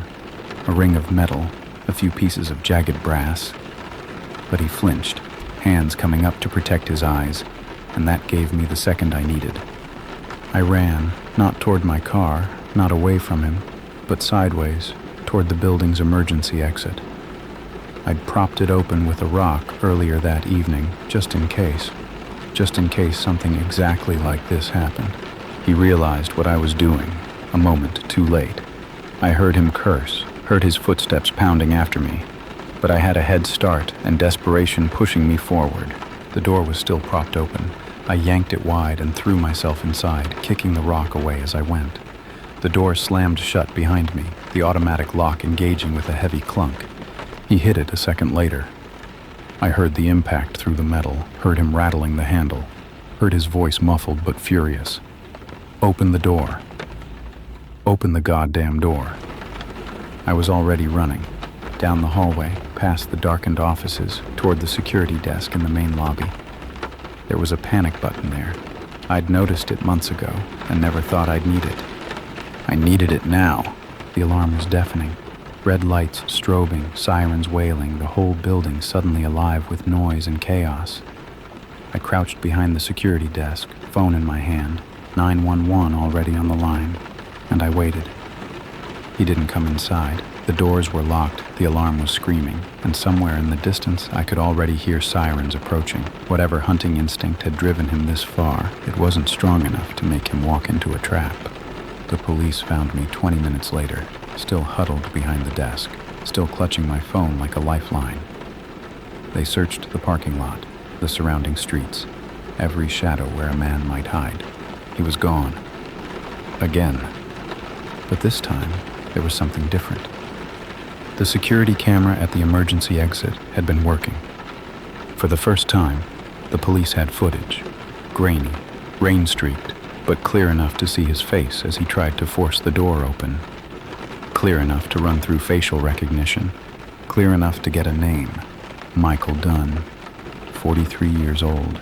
No fixed address, no current employment, but a criminal record that made the detective's face go pale when he pulled it up. 6 counts of assault, 2 counts of attempted kidnapping, 1 count of murder, charges dropped due to insufficient evidence, the victim's body never found. "You're lucky," the detective told me, and for once he didn't sound like he was reciting from a manual. "You're really, really lucky." But luck runs out. And Michael Dunn was still out there, somewhere in the rain, knowing that his face was now in the system, knowing that I was the one who'd put it there. The 7th woman had gotten away. I didn't think he was going to forgive that. The police put out a warrant for Michael Dunn's arrest, distributed his photo to every precinct in the state, told me to stay somewhere safe while they tracked him down. I moved into a hotel, one of those extended stay places with electronic locks and security cameras in every hallway. Paid cash, used a fake name, didn't tell anyone except the detective where I was staying. For 3 days, I sat in that sterile room with the curtains drawn, watching the news, waiting for the update that would tell me they'd caught him. It never came. On the 4th day, I got a text from an unknown number. No words, just a photo. The hotel lobby, taken from inside, near the elevator bank. Time-stamped that morning, maybe an hour before I'd woken up. He'd found me. Again. I called the detective in a panic. He sent officers to search the building, check the cameras, interview the staff. No one had seen anyone matching Michael Dunn's description. The security footage showed nothing unusual, just guests coming and going, the normal rhythm of a busy hotel. But he'd been there. He'd stood in that lobby, taken that photo, and walked out without anyone noticing. "You need to move again," the detective said. "Somewhere he can't find you." "Where?" I was crying now, the exhaustion and fear finally breaking through. He found me here. He found me at my apartment, at my job, everywhere I've ever gone. Where am I supposed to hide from someone like that? He didn't have an answer. I checked out of the hotel that night and drove. No destination, no plan, just away. I ended up at my parents' house 3 hours north, the place where I'd grown up, where I'd learned all those safety tips I'd never taken seriously. My mother held me while I sobbed, and my father sat at the kitchen table cleaning the hunting rifle he kept in the basement. "He comes here," Dad said, his voice flat and calm. "He won't leave." For a week, nothing happened. The police kept searching. The warrant stayed active. Michael Dunn remained a ghost. I started to let myself hope that maybe he'd fled the state, found another target, decided I wasn't worth the risk anymore. Then my mother went missing. She'd driven into town for groceries, a 20-minute trip she'd made thousands of times. When she wasn't back after 2 hours, we called her cell. No answer. Called the store. They said she'd left an hour ago. Called the police, and they found her car on the side of the highway, door hanging open, purse on the passenger seat, engine still running. No sign of my mother, no sign of anyone. The note was tucked under the windshield wiper. "Come alone to the garage where we met, midnight, or I'll send her back in pieces." I should have shown the police, should have let them handle it, set up a sting operation, done something smart and safe, and by the book. But the note said alone, and Michael Dunn had already proven he could disappear whenever law enforcement got involved. If I brought anyone with me, if he saw a single cop car or unmarked vehicle, my mother would die. I drove back to the city that night, parked in the surface lot where this had all started, then walked through the rain to the parking garage I'd sworn I'd never enter again. Level 4, the northwest corner, the same spot where I'd run for my life all those months ago. He was waiting for me. "I knew you'd come," he said.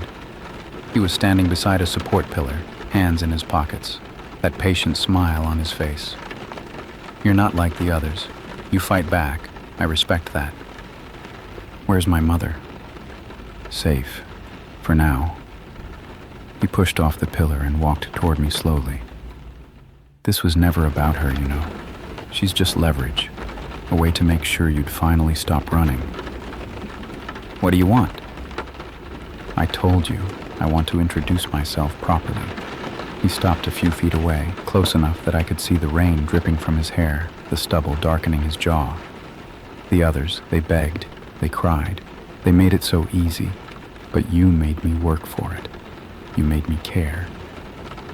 His hand came up, reaching for my face, and I let him touch my cheek with cold fingers, let him smile that terrible smile, let him think he'd finally won.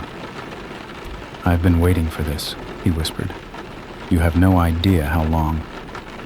I jammed the knife into his stomach. The blade was small, a pocket knife I'd taken from my father's drawer before I left, but I drove it in hard, angling up toward his ribs. He gasped, eyes going wide, hands coming down to clutch at the wound. You, he started. I stabbed him again, and again, and again. He fell, collapsed against the concrete, blood pooling beneath him, still staring at me with an expression of pure disbelief, like he couldn't fathom that the prey had turned around and bitten back. Where is she? I screamed. Where's my mother? He coughed blood, laughed through it, wet and bubbling. Storage unit, he managed. 3rd Street, number 47. Keys in my... His eyes went glassy. His breath rattled once, twice, and stopped. I found the key in his jacket pocket, called 911 from his phone. Mine was dead, and gave them the address. Then I sat down on the cold concrete floor and waited for them to come. My mother was alive, dehydrated, traumatized, but alive. The paramedics said another day, and she might not have made it. I don't remember much about the hours after that. Police, questions, statements, the harsh lights of the precinct blurring together into a nightmare I couldn't wake from. They told me I wouldn't face charges.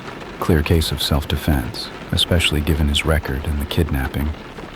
They told me I was brave, that I'd saved my mother's life, that I'd stopped a serial predator who would have kept hunting until someone put him down. I didn't feel brave. I just felt tired. It's been 14 months since Michael Dunn died on the floor of that parking garage.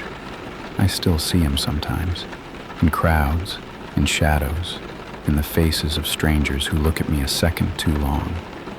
I know he's dead. I watched the light leave his eyes, felt his blood cooling on my hands, but some part of my brain hasn't accepted it yet. Some part of me is still that woman running through the garage, hearing footsteps behind her, knowing that no matter how fast she moves, she'll never quite be fast enough.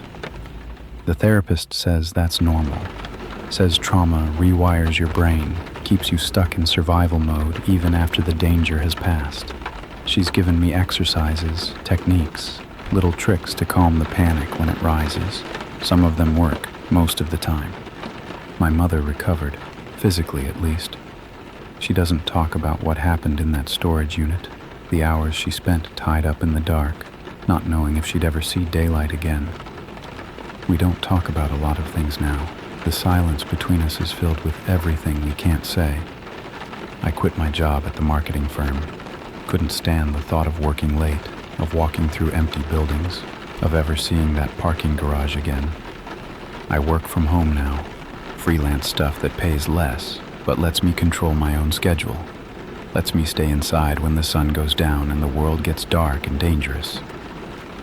I moved back to my parents' town, rented a small apartment near their house, close enough that I can see them whenever I need to, far enough that I can pretend I'm still independent. My father gave me the hunting rifle. I keep it by my bed, loaded, safety off. The therapist doesn't know about that. Some nights, when the rain is heavy and the streetlights cast long shadows on my ceiling, I lie awake and replay that final confrontation. The feel of the knife in my hand, the way his eyes widened when he realized what I'd done, the sound of his last breath leaving his body. I don't feel guilty.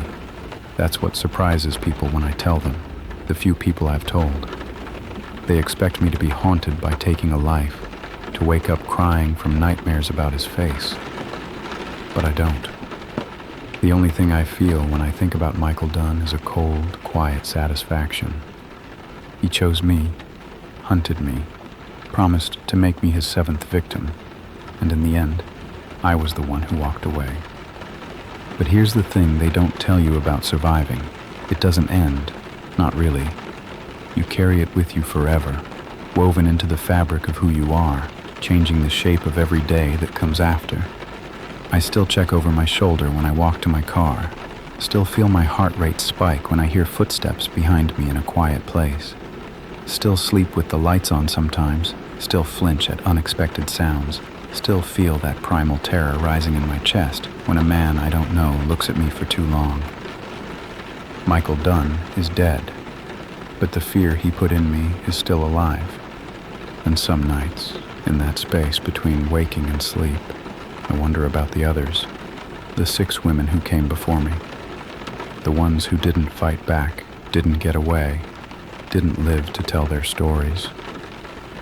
I wonder if anyone remembers them, if their families ever got closure, if their names are carved on headstones somewhere, or if they're just missing persons files gathering dust in a cabinet. I think about them a lot, more than I think about him, honestly. Because here's the thing my mother never told me, the lesson I had to learn for myself. Carrying your keys between your fingers won't save you. Being careful won't save you.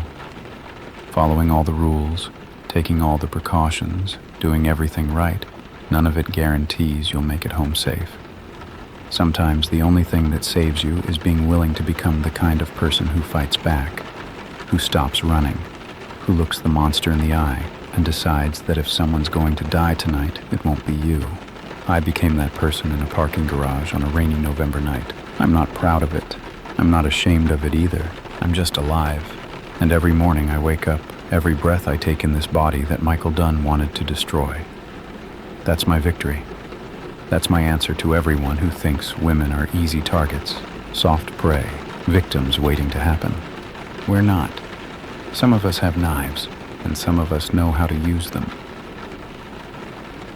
Story 4, the elevator that opened on a floor that shouldn't exist. The Belmore building has 13 floors. I've counted them from the outside, studied the blueprints in the maintenance office, verified the number on every official document in the property manager's files.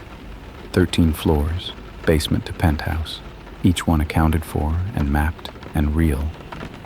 But the elevator goes to 14.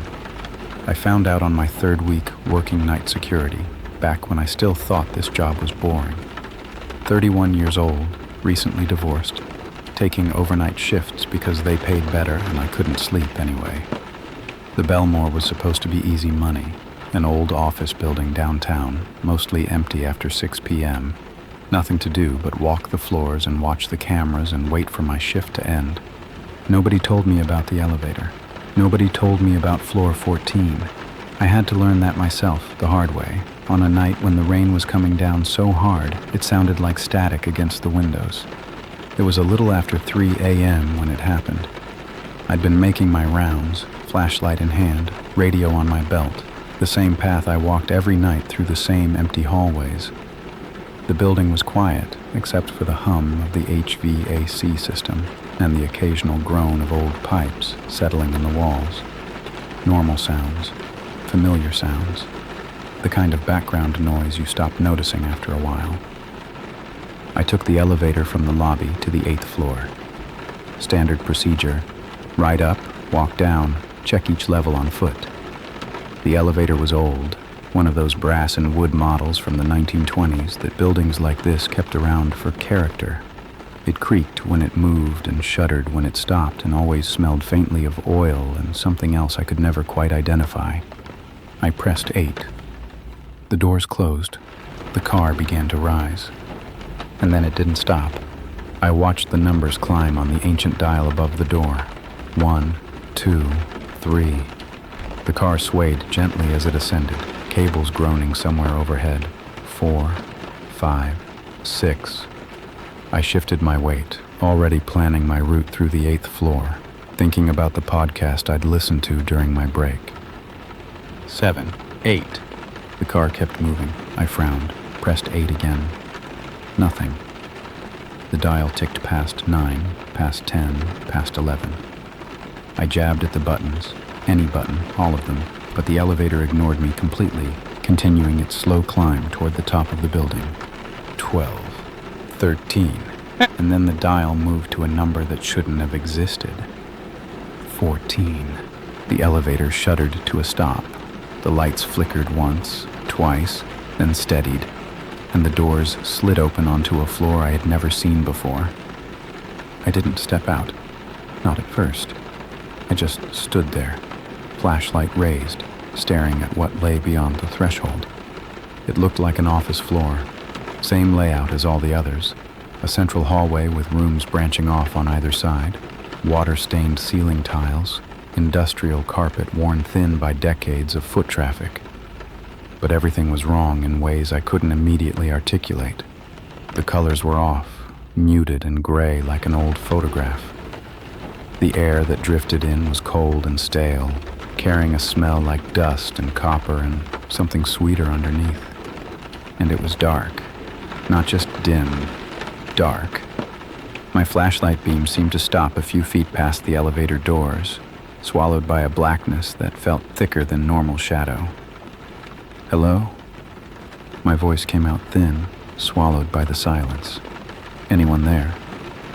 No response. Just that stillness, that waiting quiet that felt like something holding its breath. I reached for the lobby button, pressed it. The doors didn't close. Pressed it again, harder. Nothing.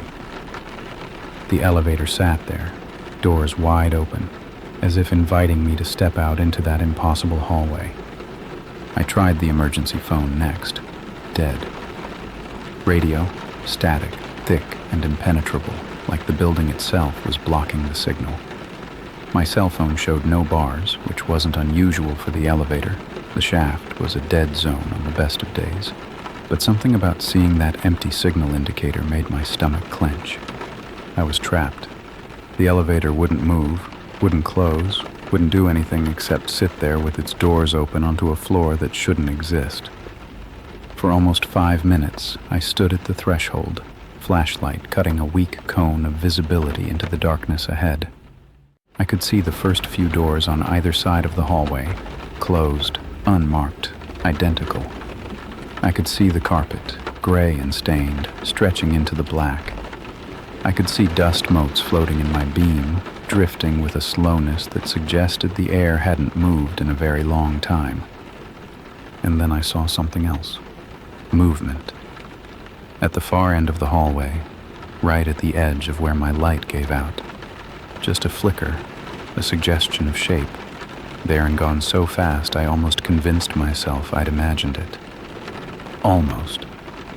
I took one step backward, deeper into the elevator car.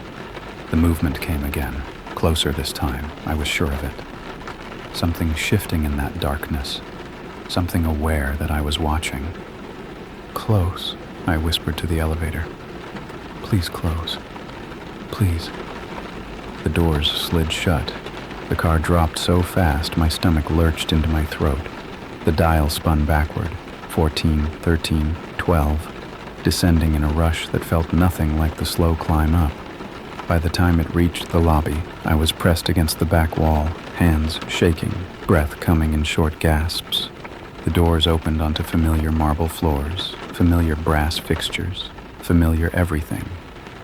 I stumbled out and didn't stop moving until I was behind the security desk, with every monitor in front of me, every camera feed showing me floors I recognized, floors that made sense. I watched those screens until dawn, watched the empty hallways, the locked offices, the elevator sitting dormant in the lobby. Everything normal, everything exactly as it should be. But when I checked the elevator's maintenance log the next morning, I found something that made my blood run cold. Someone had recorded the elevator's stops for the previous night, Every floor, every time, meticulously noted in handwriting I didn't recognize.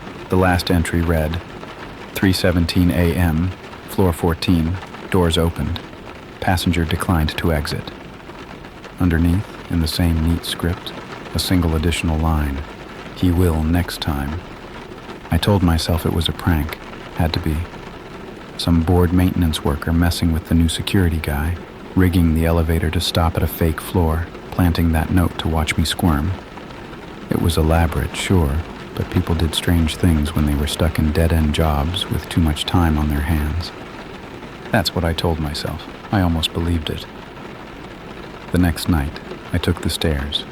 All 13 floors, up and down, my footsteps echoing in the concrete stairwell while rain hammered against the windows at each landing. I didn't go near the elevator, didn't even look at it when I passed through the lobby. Just did my rounds the hard way, legs burning, lungs aching, telling myself this was good exercise and had nothing to do with fear. But I couldn't stop thinking about what I'd seen. That hallway stretching into darkness, the movement at the edge of my light, the smell of dust and copper and something sweet. On my break, I went through the building's files, maintenance records, inspection reports, anything that might mention a 14th floor or explain how an elevator could go somewhere that didn't exist. I found nothing. Every document confirmed what I already knew. The Belmore building had 13 floors, always had, since it was built in 1924. But I also found something else, a folder tucked behind the others in the bottom drawer of the filing cabinet, unlabeled, dusty, clearly untouched for years. Inside were incident reports dating back to the 1970s, handwritten forms on yellowed paper, each one describing something that had happened to a night security guard. The reports were brief, clinical, but the pattern was unmistakable. October 1978, guard reports elevator malfunction, taken to unknown floor, refused to elaborate, resigned the following week. March 1983, guard found unresponsive in elevator at 6 a.m. No memory of previous 4 hours. Medical leave, never returned. November 1991, guard reported hearing voices from elevator shaft. Requested transfer. Request denied. Guard stopped showing up for shifts 2 weeks later. Current whereabouts unknown. The list went on. 15 incidents over 30 years, all involving the night shift, all involving the elevator. Some guards quit. Some disappeared. One, in 1987, was found dead in the elevator car. Cause of death listed as cardiac arrest, though a handwritten note in the margin said, expression suggested extreme fear. I sat at the security desk with those reports spread in front of me, listening to rain streak down the lobby windows, and felt the building settle around me like something alive. The HVAC hummed, the pipes groaned, and from somewhere far above, I could hear the elevator cables shifting, creaking, even though the car hadn't moved from the lobby all night. At least, I didn't think it had. I checked the camera feed for the elevator. The timestamp showed 2:47 a.m. The car was empty, doors closed, exactly where it should be. But as I watched, I noticed something wrong with the display panel inside, the one that showed what floor the elevator was on. It was flickering between numbers, 1, 7, 3, 12, random, arrhythmic, like a dying heartbeat, and then it stopped on 14. The car didn't move, the doors didn't open, but the display held steady on that impossible number for almost 30 seconds before flickering back to L for lobby. I grabbed my radio, tried to call the overnight maintenance line. Static, dead air, thick and impenetrable. The same interference I'd encountered inside the elevator the night before. That's when the phone at the security desk rang. I stared at it. The desk phone was for internal calls only. Tenants reaching security, other guards checking in. Nothing that should be coming through at 3 in the morning when the building was empty. It rang again. And again. Shrill and insistent, cutting through the quiet like a blade. I picked it up. Silence at first, then breathing, slow, deliberate, wet sounding, like someone exhaling through fluid. through something that had gone wrong inside their chest. "Hello?" My voice cracked. "Who is this?" The breathing continued. In, out, and then, beneath it, something else. A whisper, so faint I had to press the receiver hard against my ear to make it out. "You came to the door." "What?" "I can't." "Didn't step through." The line crackled. The whisper grew louder, more urgent. "Next time you'll step through. Next time you'll come all the way in. We've been waiting so long." I slammed the phone down. My hands were shaking. My heart was throwing itself against my ribs like an animal trying to escape a cage. I looked at the elevator camera feed, still empty, still stationary, and then at the maintenance log I'd found the night before. "He will next time." Something was keeping track, noting my visits, my failures to enter, my cowardice at the threshold. It had been doing this for decades, guard after guard, waiting for someone to finally step off that elevator and walk into the darkness, and it was getting impatient. The elevator chimed. I looked up. On the camera, the doors were sliding open. The car was still empty, but the display panel now showed a floor number, steady and clear, 14, calling me back. I watched the doors stand open for almost a minute, the dark interior of the car waiting like an open mouth. Then, slowly, they slid closed again. The display flickered back to L. But just before the doors met, I saw something on the camera that stopped my breath. A hand. Pale, too long, fingers bent at angles that didn't look right. Reaching out from inside the car just for a second before the doors sealed it away. Reaching toward the lobby, toward me. I should have quit that night. Should have walked out the door, left my badge on the desk, and never looked back. But I needed the job. Needed the money, needed the health insurance, needed something to fill the hours between midnight and dawn that I couldn't spend sleeping anyway. So I stayed, and the building knew it. For the next week, things got worse. Slowly at first, subtle enough that I could almost convince myself I was imagining it. The elevator would chime at random hours, doors sliding open onto an empty lobby. No one inside. No explanation. The lights on the 13th floor started flickering, just that floor, just at night. And the temperature dropped whenever I walked past the elevator bank, a pocket of cold that followed me like breath on the back of my neck. I started taking the stairs exclusively. Told myself it was for the exercise. But every time I passed a stairwell door, I'd glance at the floor number painted on the concrete wall, counting them compulsively. 1 through 13, always 1 through 13. The 14th floor didn't exist in the stairwell, only in the elevator, only when something wanted me to find it. The other guards noticed something was wrong. Tommy, who worked the evening shift, asked why I looked like I hadn't slept in days. Maria, who came in at 6 to relieve me, commented that I seemed jumpy. I made excuses. Bad divorce. Adjusting to nights. Nothing they could argue with, nothing that invited follow-up questions. But I saw the way they looked at the elevator when they thought I wasn't watching. Quick glances, uneasy shuffles, the unconscious body language of people who knew something was wrong but didn't want to acknowledge it. They knew. Everyone who worked in this building knew. They just didn't talk about it. The incident reports had taught me that much. 15 guards over 30 years, and not one of them had been believed, helped, or saved.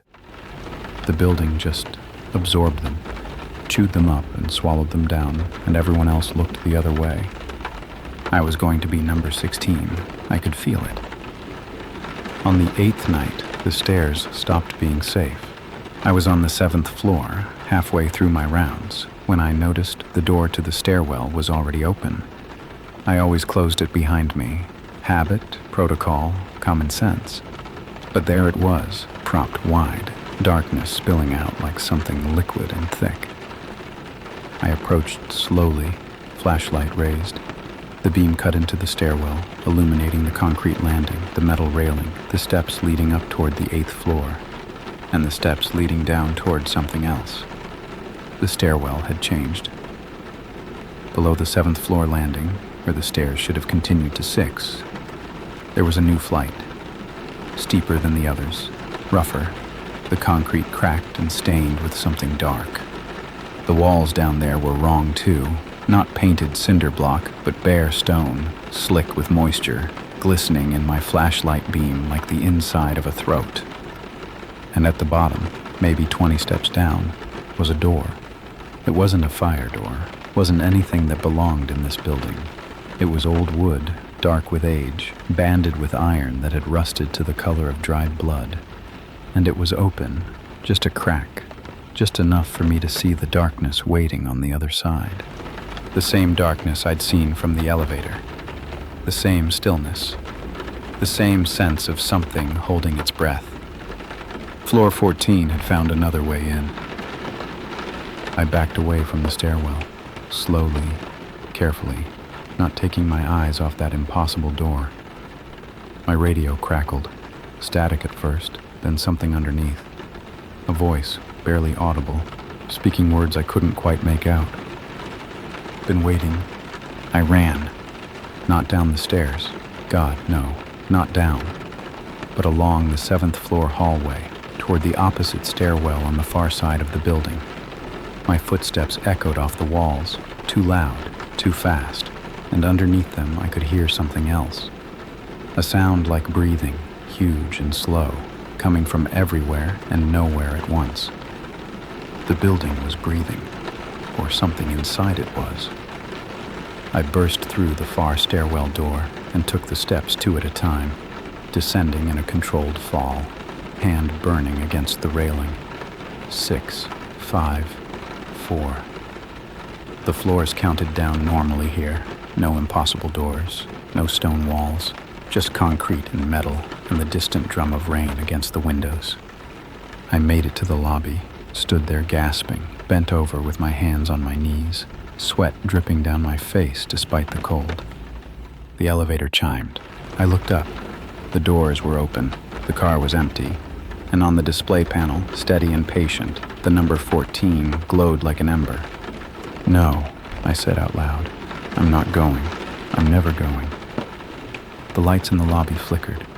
Once, twice, and then the phone at the security desk began to ring. I didn't answer it.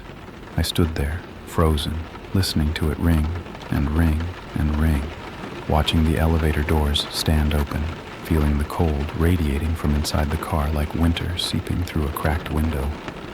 After 37 rings, I counted, the phone went silent. The elevator doors slid closed. And then, from the speaker mounted above the security desk, a voice I'd never heard before. Calm, pleasant, the same tone as the automated announcements that played during business hours. Passenger requested on floor 14. Passenger requested on floor 14. It repeated 3 times before falling silent. I didn't sleep that day. Couldn't. Just sat in my apartment with the blinds drawn and the lights on, waiting for night to fall, waiting to go back to a building that wanted to swallow me whole. Because I knew now that avoiding it wouldn't help. The 14th floor wasn't staying in the elevator anymore. It was spreading, and sooner or later, it would find me no matter where I hid. I went back because I had no choice. Called in sick one night, tried to convince myself I could just stop showing up, find another job, pretend the Belmore building didn't exist. But that night, sitting in my apartment with takeout going cold on the counter, I heard the elevator. In my building, in my home, the chime came first, that soft, familiar ding that I'd heard 1,000 times at work. Then the mechanical groan of doors sliding open, somewhere close, somewhere inside my walls. I lived on the 3rd floor of a walk-up. There was no elevator, but I heard it anyway. I pressed my ear to the wall, heart pounding, and listened. Silence at first, then that breathing again, slow, wet, patient, and underneath it, barely audible, the whisper I'd heard on the phone. "We're waiting. You promised you'd come." I grabbed my keys and drove to the Belmore. 3 in the morning, rain coming down in sheets, the building looming against the dark sky like a headstone. I don't know what I was thinking. Maybe that I could end it somehow, confront whatever was on floor 14, face it down, make it stop following me. Or maybe I just knew that running wasn't working, that it would keep spreading, keep reaching, keep finding new ways into my life until I gave it what it wanted. The lobby was dark when I entered, emergency lighting only, casting everything in dim red. The power must have gone out. Happens sometimes in old buildings during storms, but the elevator was lit. Glowing from within, doors open, waiting for me like it had been expecting my arrival. The display showed 14. Of course it did. I stood there for a long time. Minutes maybe. Just staring at that open car, at the brass fixtures gleaming in the emergency light, at the darkness inside that seemed thicker than ordinary shadow. Then I stepped in. The doors closed before I could change my mind. The car lurched, began to rise, cables groaning overhead with a sound like something in pain. I watched the dial climb, 1, 2, 3, and tried to steady my breathing. This time I wasn't going to run. This time I was going to see. The car passed 13. The dial clicked to 14, and the doors slid open onto a hallway I almost recognized. It was the same layout I'd glimpsed before. Offices on either side, water-stained ceiling tiles, industrial carpet worn thin. But now I could see it properly, my flashlight cutting through the darkness, illuminating details I'd missed from the threshold. The carpet was wrong. Not just stained, patterned with something that looked almost like symbols, repeated over and over, worn into the fibers by countless feet. The walls were covered in the same faded wallpaper as the rest of the building, but here it was peeling, curling away from the plaster in strips that revealed something underneath. Writing, dense, cramped, covering every inch of exposed wall in handwriting I recognized from the maintenance log. Names, hundreds of names scrawled in overlapping layers, some faded to near invisibility, some still dark and fresh. I found my own about 6 feet from the elevator, written in the same neat script as the log entry that had predicted I'd step through. The first door on my left was open. I didn't want to look inside. Every instinct screamed at me to get back in the elevator, to press the lobby button, to flee this place and never return. But my feet carried me forward anyway, drawn by something I couldn't resist, curiosity or compulsion. I still don't know which. The room had been an office once. Desk, chairs, filing cabinets, all the ordinary furniture of ordinary work. But everything was coated in dust so thick it looked like gray snow, and the far wall was covered in photographs. I recognized them, not the images themselves, but the format, the style.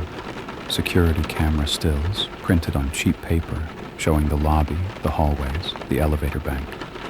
Showing guards at the security desk, guards making their rounds, guards walking toward the elevator with expressions of fear or determination or resignation. 15 guards, 15 faces, captured in their final moments before they'd stepped onto floor 14.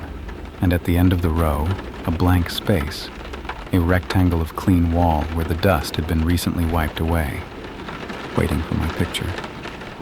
A sound came from deeper in the floor, not breathing this time. Footsteps, slow, measured, getting closer. I spun around, flashlight sweeping the hallway, and saw something moving at the far end. A figure, human-shaped, but wrong in ways my brain struggled to process. Too tall, limbs too long, moving with a jerky, stuttering gait like a puppet on tangled strings.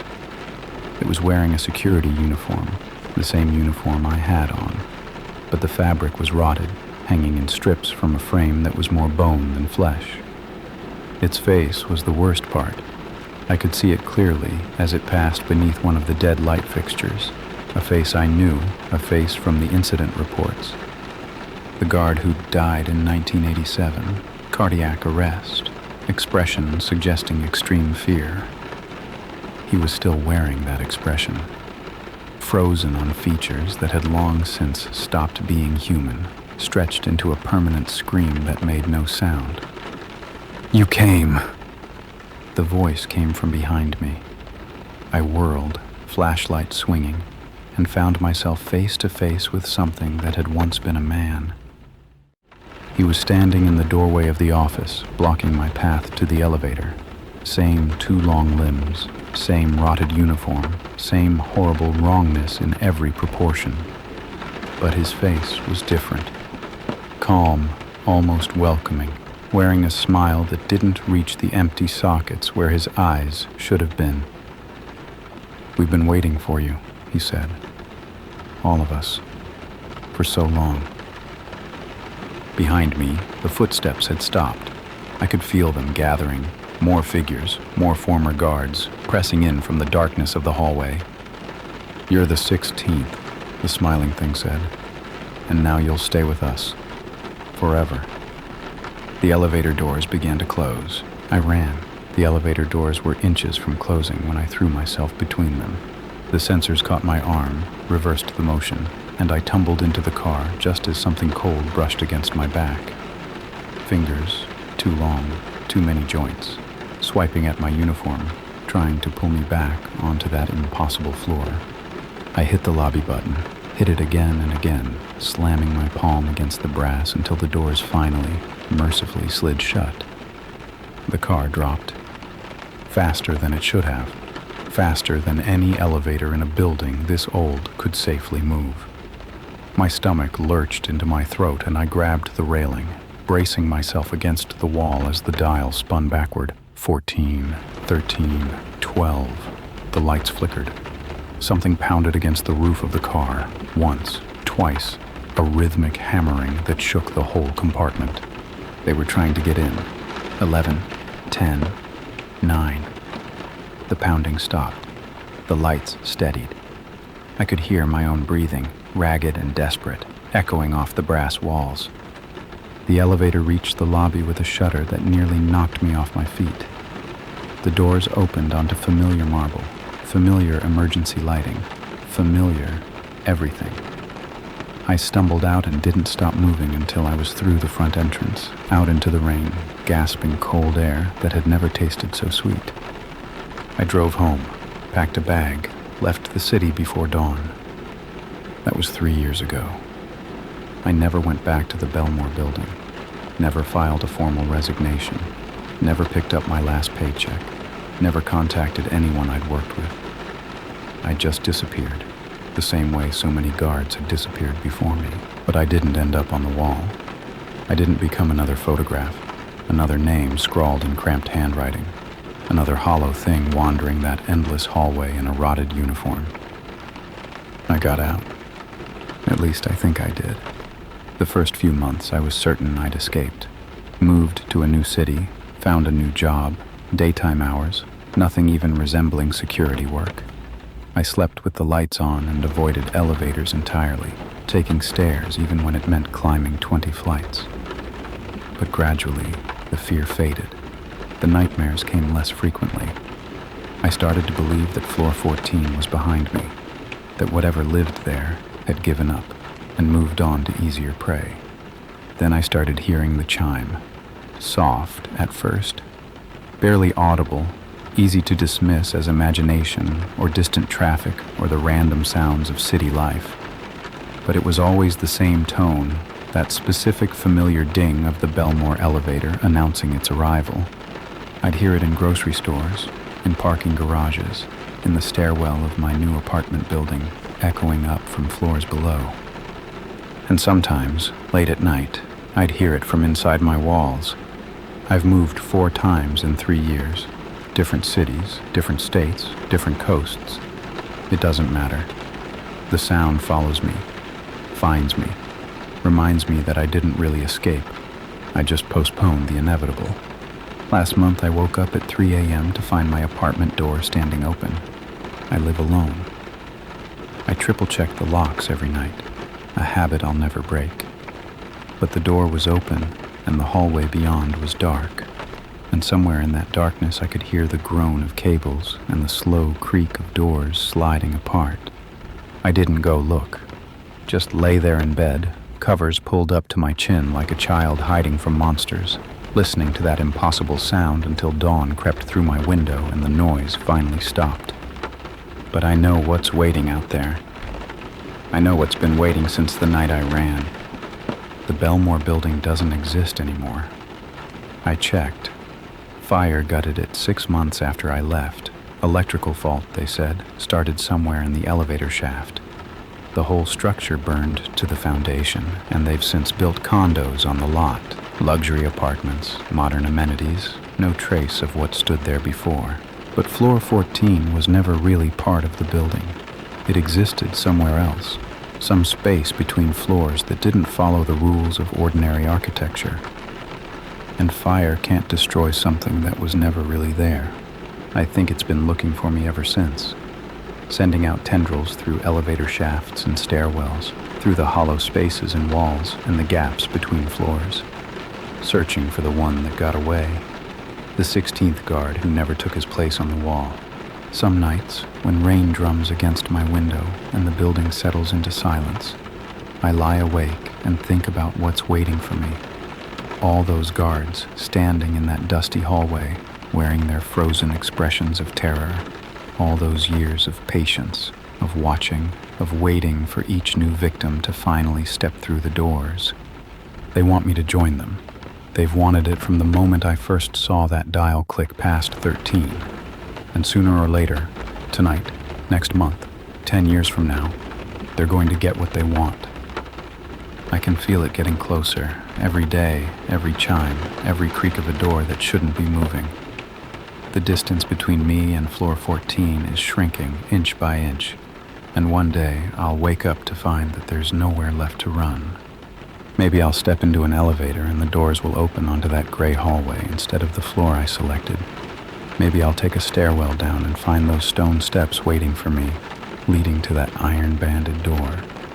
Maybe I'll just open my apartment one morning and discover that my hallway has changed, that the carpet is patterned with symbols, that the walls are covered in names.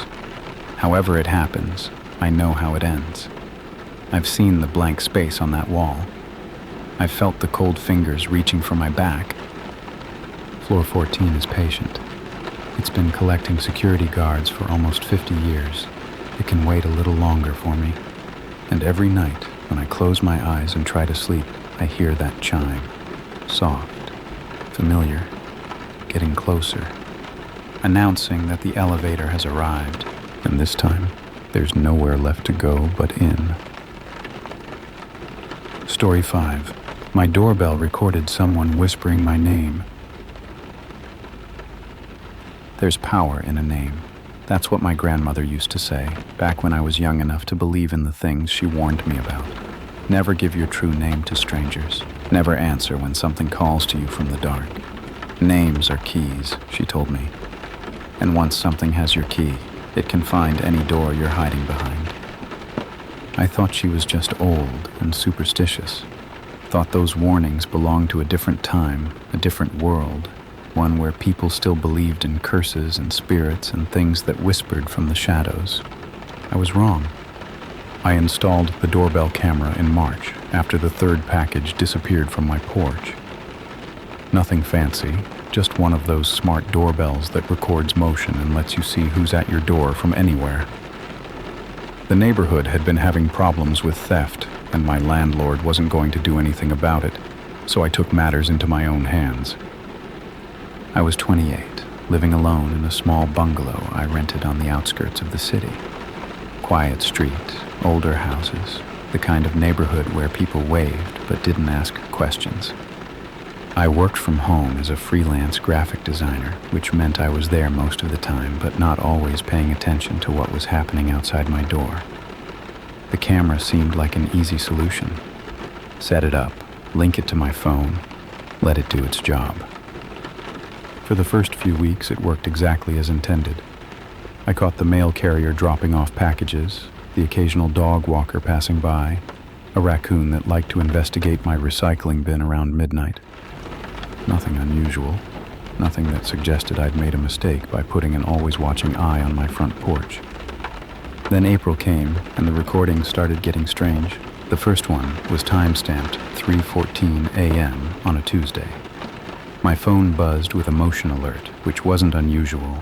Animals triggered the sensor sometimes, or cars driving past with their headlights sweeping across my lawn.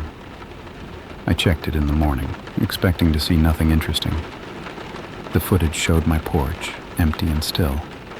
The motion sensor had been triggered by something, but I couldn't see what. Just my welcome mat, my door, the railing with the peeling paint I kept meaning to fix. Nothing moved, nothing appeared, but there was audio, a whisper, so faint I almost missed it. I had to turn the volume all the way up and press my phone against my ear to make it out. Emma, my name. Spoken in a voice I didn't recognize, breathy and low like someone standing just out of frame and whispering toward the microphone. I played it again, and again. Each time, the same thing. That soft, deliberate whisper, my name hanging in the silence of 3 a.m. I told myself it was a glitch. Audio artifact, sound bleeding over from a neighbor's television, some quirk of the compression algorithm that had turned random noise into something that sounded like my name. It made sense. It was logical. It let me go back to my coffee and my work and pretend that nothing was wrong. But I saved the clip anyway, just in case. The second recording came 4 nights later, same time, 3:14 a.m. exactly. Same empty porch, same still frame, same silence broken only by that whisper. Emma. This time, I was awake when the alert came through. I'd been having trouble sleeping, tossing and turning in the humid spring darkness, and the buzz of my phone was almost a relief. Something to focus on besides the ceiling and my own restless thoughts. I watched the clip in real time, then watched it again with headphones in. The voice was clearer this time, closer, like whoever was speaking had moved nearer to the camera, had pressed their lips almost against the microphone. Emma. I got out of bed, walked to the front of the house, turned on the porch light, looked through the window beside my door. Nothing. Just my empty lawn, the street light at the corner, rain starting to patter against the pavement. No one was there. No one had been there, but someone, something, knew my name. I started reviewing all my footage the next day, went back through weeks of recordings, looking for anything I might have missed. Most of it was boring. Cars, pedestrians, the mail carrier with his cart. But buried in the files from the past month, I found 3 more clips with the whisper, all time-stamped 3:14 a.m., all showing an empty porch, all containing that same voice, speaking my name like a prayer, or an invitation. The oldest one was from the second week I'd had the camera installed, which meant this had been happening for almost a month before I noticed. Someone had been coming to my door in the middle of the night, whispering my name and leaving before the camera could capture their face. Or they'd been standing somewhere the camera couldn't see, just out of frame, just beyond the porch light's reach, watching my door and speaking my name into the darkness. I called a friend that night. Didn't want to be alone, didn't want to admit why I didn't want to be alone. We ordered pizza and watched bad movies, and I didn't mention the recordings because saying it out loud would make it real. But at 3:14 a.m., while my friend slept on the couch and rain drummed steadily against the windows, my phone buzzed. Motion detected. I opened the app with shaking hands, watched the live feed for almost a minute before I heard it. Emma. Louder now, clear as a bell, and underneath it, barely audible, something else. Let me in. I turned off the porch light, locked every door, sat in the dark until sunrise, listening to rain and the sound of my own heartbeat. In the morning, I found a handprint on my door, pressed into the wood just below the peephole, like someone had leaned close to whisper through the crack. The print was too long. The fingers stretched wrong, bent at angles that didn't match any hand I'd ever seen, and it was still warm. I scrubbed the handprint off with bleach and hot water, watched the wood discolor, watched the shape fade, told myself I was destroying evidence of a break-in attempt and not something worse. The logical part of my brain kept insisting there was an explanation, A prowler, a stalker, someone with a deformity or a glove that made their hand look wrong. People were the monsters in the real world, not the things my grandmother had whispered about in her stories. But the logical part of my brain had never heard its own name spoken by something that didn't show up on camera. I called in sick to work that day. Couldn't focus, couldn't sit still, couldn't do anything except pace my small house and check the locks every 15 minutes. The doorbell app sat open on my phone, showing me a live feed of my porch, empty, sunlit, completely normal. Nothing there, nothing waiting. By afternoon, I'd convinced myself to call my mother. She picked up on the third ring, surprised to hear from me in the middle of a weekday.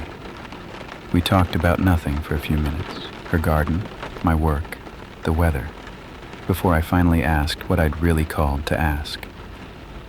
"Mom, do you remember Grandma's stories, the ones about names?" Silence on the line. Then, carefully, "Why are you asking about that?" I've been thinking about her lately, some of the things she used to say. My mother was quiet for a long moment. When she spoke again, her voice was different. Older, somehow, like she was channeling something she'd spent years trying to forget. She believed things, Emma, old things, from the country she grew up in. Superstitions that didn't translate well to modern life. A pause. She thought names had power, that if something from the other side learned your true name, it could use it to find you, to call you, to make you open doors you should keep closed. What kind of something? She never said exactly. Just things that wait, things that listen at thresholds, looking for a way in. My mother laughed, but it was hollow. She used to make me recite a different name every night before bed. Said it would confuse anything that might be listening. I thought she was crazy. Did you ever see anything? Hear anything? Another pause. Longer this time. Once, when I was about 10, I woke up in the middle of the night and heard someone whispering outside my window, saying my name over and over. I was so scared I couldn't move, just lay there listening until sunrise. What happened? Nothing. It stopped when the sun came up.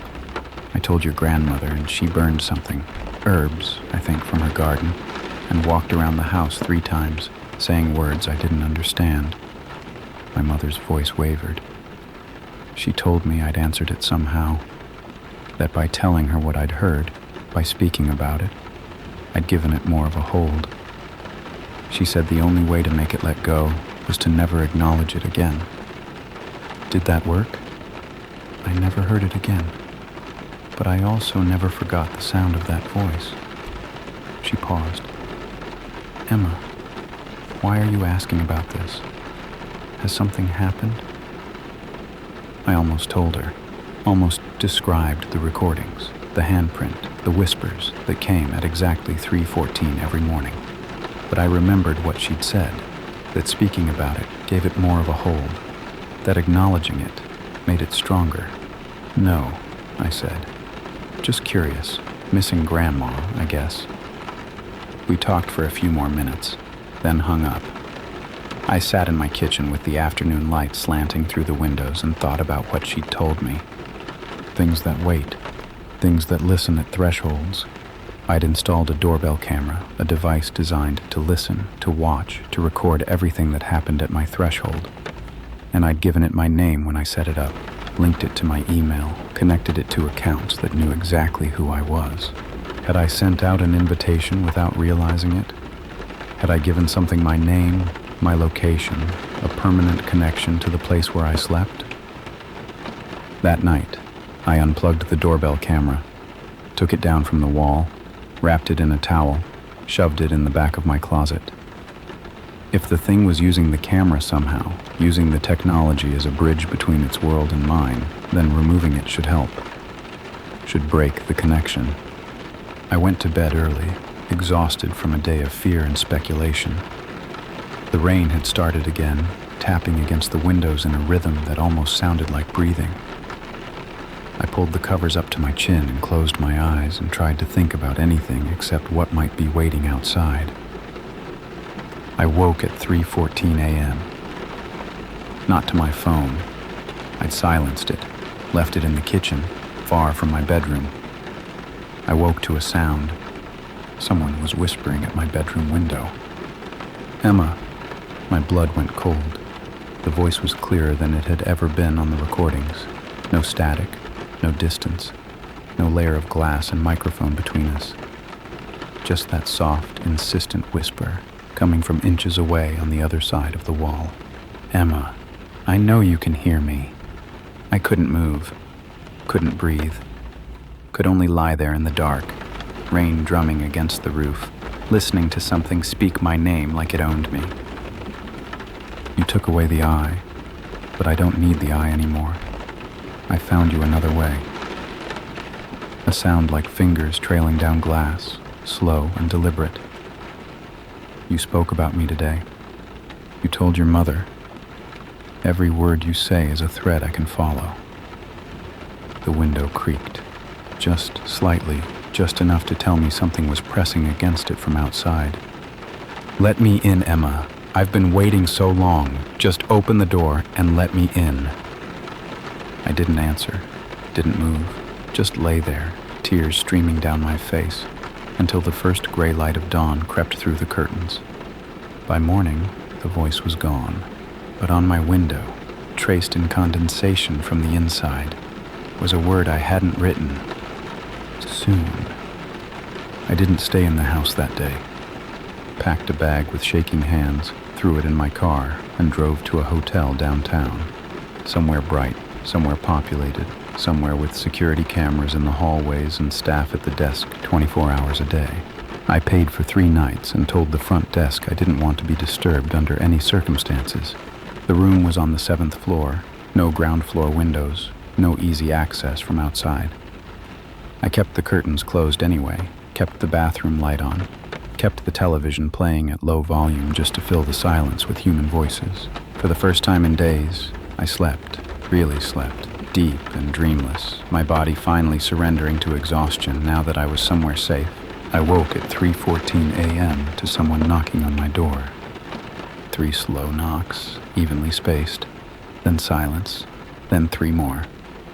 I sat up in bed, heart already racing, and stared at the door. The security latch was on, the deadbolt was engaged. There was no way anything could get in, but the knocking came again. Patient, unhurried. And then the whisper, muffled but unmistakable through the heavy wood. "Emma, I know you're in there." I grabbed the hotel phone, called the front desk, voice shaking, and told them someone was at my door. The clerk sounded concerned, promised to send security right away. I sat on the bed with my knees pulled to my chest and listened to that knocking continue. 3 knocks, pause, 3 knocks, pause, until I heard footsteps in the hallway and a man's voice calling out, "Hello, is someone there?" The knocking stopped.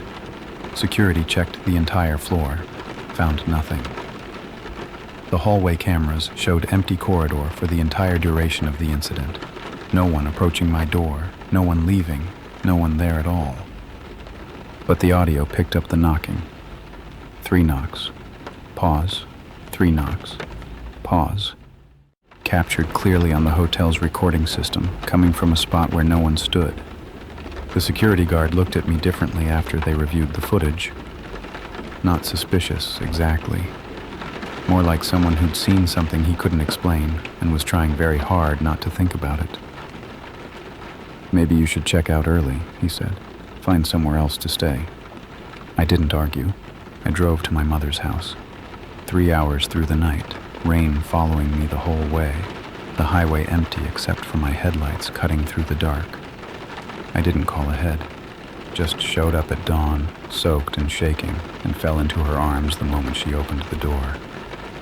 She didn't ask questions, just made tea and sat with me in her kitchen, waiting for me to be ready to talk. When I finally told her everything, the recordings, the handprint, the voice at my window, the hotel, her face went pale. "You shouldn't have spoken about it," she said. I told you what Mom said. Every word you say is a thread it can follow. I know. I wrapped my hands around my mug, trying to absorb some warmth. But it already found me. It already knows my name. What am I supposed to do? My mother was quiet for a long time. Then she stood up and left the kitchen. I heard her moving around upstairs, opening drawers, shifting boxes. When she came back, she was carrying a small wooden chest I'd never seen before. "This was your grandmother's," she said. "She left it to me when she died, told me never to open it unless..." She trailed off, set the chest on the table between us. "Unless something found one of us." The chest was old, the wood dark with age, carved with symbols I didn't recognize. My mother opened it with a key she wore on a chain around her neck, a key I'd seen my whole life and never thought to ask about. Inside were papers, yellowed, brittle, covered in handwriting I recognized from birthday cards and letters sent when I was young.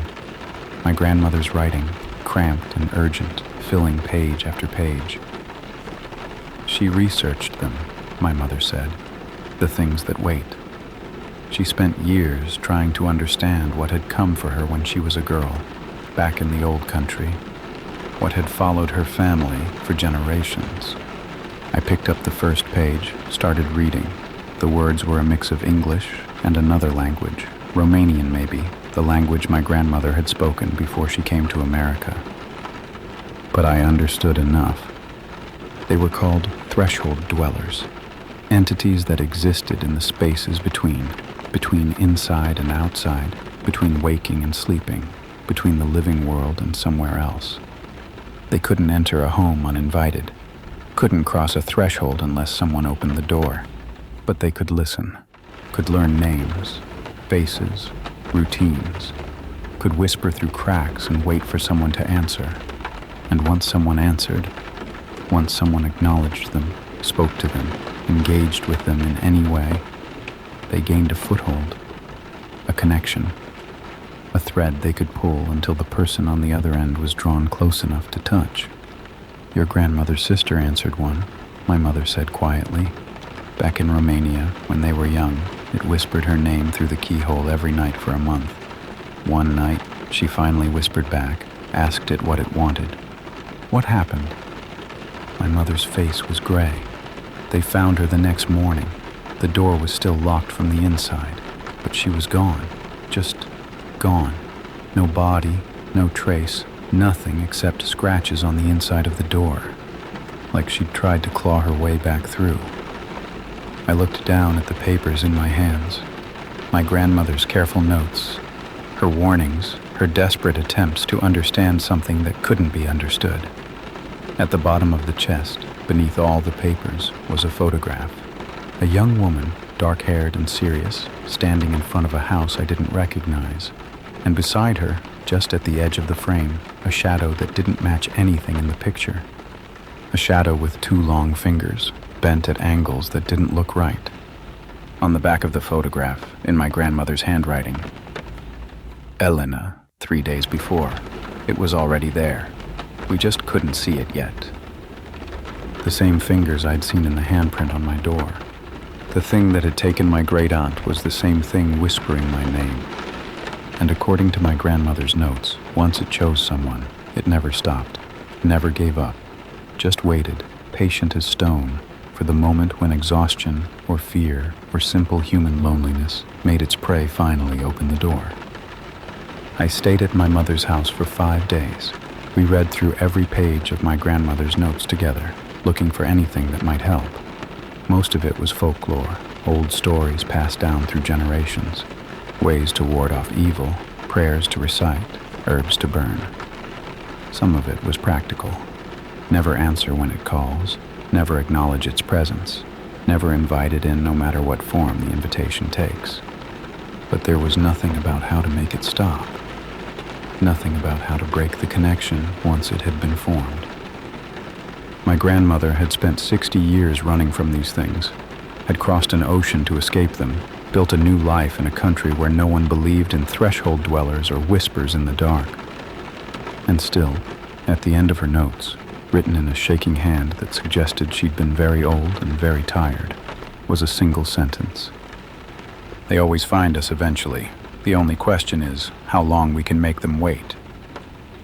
I tried to take comfort in that. Tried to tell myself that I could do what she'd done.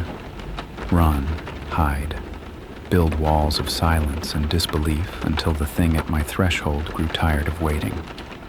But on the 5th night, it found me at my mother's house. I woke to rain against the windows and a sound I'd learned to dread. 3 knocks, slow and deliberate, echoing up from the front door downstairs. My mother heard it too. I found her in the hallway, face pale, eyes wide with a fear I'd never seen in her before. She'd heard this sound once, 50 years ago, outside her childhood window. She recognized it the way you recognize the face of someone who hurt you. "Don't answer," she whispered. "Whatever happens, don't." "Emma." The voice drifted up through the floorboards, clear as if the thing were standing right beside us. My name, spoken with a tenderness that made my skin crawl. "Emma, I've been so patient. I followed you so far. Won't you please just open the door?" My mother grabbed my arm, pulled me toward her bedroom. "The window," she said. "We can get to the car. We can—" "Mrs. Vaughn," the voice again, but different now, addressing my mother by her married name. "I remember you too. You were so close to answering all those years ago. Your mother stopped you just in time." My mother froze. Her grip on my arm tightened until it hurt. "She's not here to save you now, and neither of you can run forever." The front door creaked. Not opening, not yet, but straining, like something was pressing against it with enormous weight. Testing the threshold, seeing how much force it could apply before the barrier broke. "You've already answered me, Emma. You spoke my words to your mother. You read about me. You thought about me. Every acknowledgement is a thread, and I've been weaving them into a rope." The voice was closer now, somehow inside the walls, vibrating through the old bones of the house. "You're almost mine. Just one more step. Just open the door and let me show you what waits on the other side." I don't know what made me do it. Maybe I was tired of running. Maybe I wanted to face the thing that had been hunting my family for generations. Or maybe some part of me had already given up, had already decided that if this was how it ended, I wanted to see what was taking me. I pulled away from my mother and walked down the stairs. "Emma, no!" The front door was bulging inward, the wood groaning, the hinges screaming. Through the frosted glass, I could see a shape. Tall, thin, wrong in ways I couldn't process. It pressed against the barrier like water against a dam, searching for any crack, any weakness. I stopped 3 feet from the door, close enough to feel the cold radiating from it, close enough to hear the breathing on the other side, wet and slow and hungry. "I'm not opening the door," I said. Silence. The pressure against the wood eased slightly. "But I'm not running anymore either. You want me? You've been chasing my family for generations? Fine." I reached into my pocket, pulled out the photograph of Elena. I'd been carrying it since I found it in the chest. "I know who you are. I know what you did to my grandmother's sister. And I'm telling you right now, you don't own me. You never will." I tore the photograph in half. The thing on the other side of the door screamed. It wasn't a human sound. It was something older, something that had never been human. A shriek of rage that shattered the glass in the door and sent cracks racing up the walls. The lights flickered, died, came back strobing. My mother was screaming too, somewhere behind me, but I couldn't move, couldn't do anything except stand there while the thing threw itself against the threshold with a fury that shook the entire house. But it didn't come in. The threshold held, the door stayed closed, and when the screaming finally stopped, when the lights steadied and the house went quiet, the shape in the doorway was gone. Just rain, just darkness, just an empty porch and a broken window and the smell of something old and rotten fading on the wind. I collapsed, My mother caught me before I hit the floor, held me while I sobbed, stroked my hair, and whispered words I couldn't understand. The same words, I realized later, that her mother had spoken while walking around their house all those years ago. A blessing, a protection, a reminder that some doors, once closed, stay closed forever. That was 8 months ago. I don't live in the bungalow anymore. Broke my lease, lost my deposit, didn't care. I found an apartment in a different city, a new construction building with no history, no threshold that anything old might recognize. I don't have a doorbell camera. Don't have any smart devices at all. Just locks and chains and a salt line across every entrance that I refresh every week. My mother and I don't talk about what happened, not directly, but she calls me every few days, and I answer every time, and we talk about nothing just to remind each other that we're still here, still whole, still on this side of the door. I never heard the whisper again after that night. Never woke at 3:14 to the sound of my name being called. The thing that had hunted my family retreated, driven back by whatever power lives in refusal, in rejection, in looking a monster in the face and saying no. At least, I think it retreated. Some nights, when the rain is heavy and the world outside my window is dark and quiet, I lie awake and listen. Old habits die hard. The fear never really leaves. It just gets quieter, settles into the background, becomes something you carry instead of something that carries you. And sometimes, in that space between waking and sleeping, I think I hear something. Not my name, not words I can understand. Just a sound at the edge of perception, like someone breathing on the other side of a very thin wall, waiting. My grandmother's notes said they never really give up. They just wait for the next generation, the next name, the next person foolish enough to install a camera on their threshold and broadcast their identity into the dark.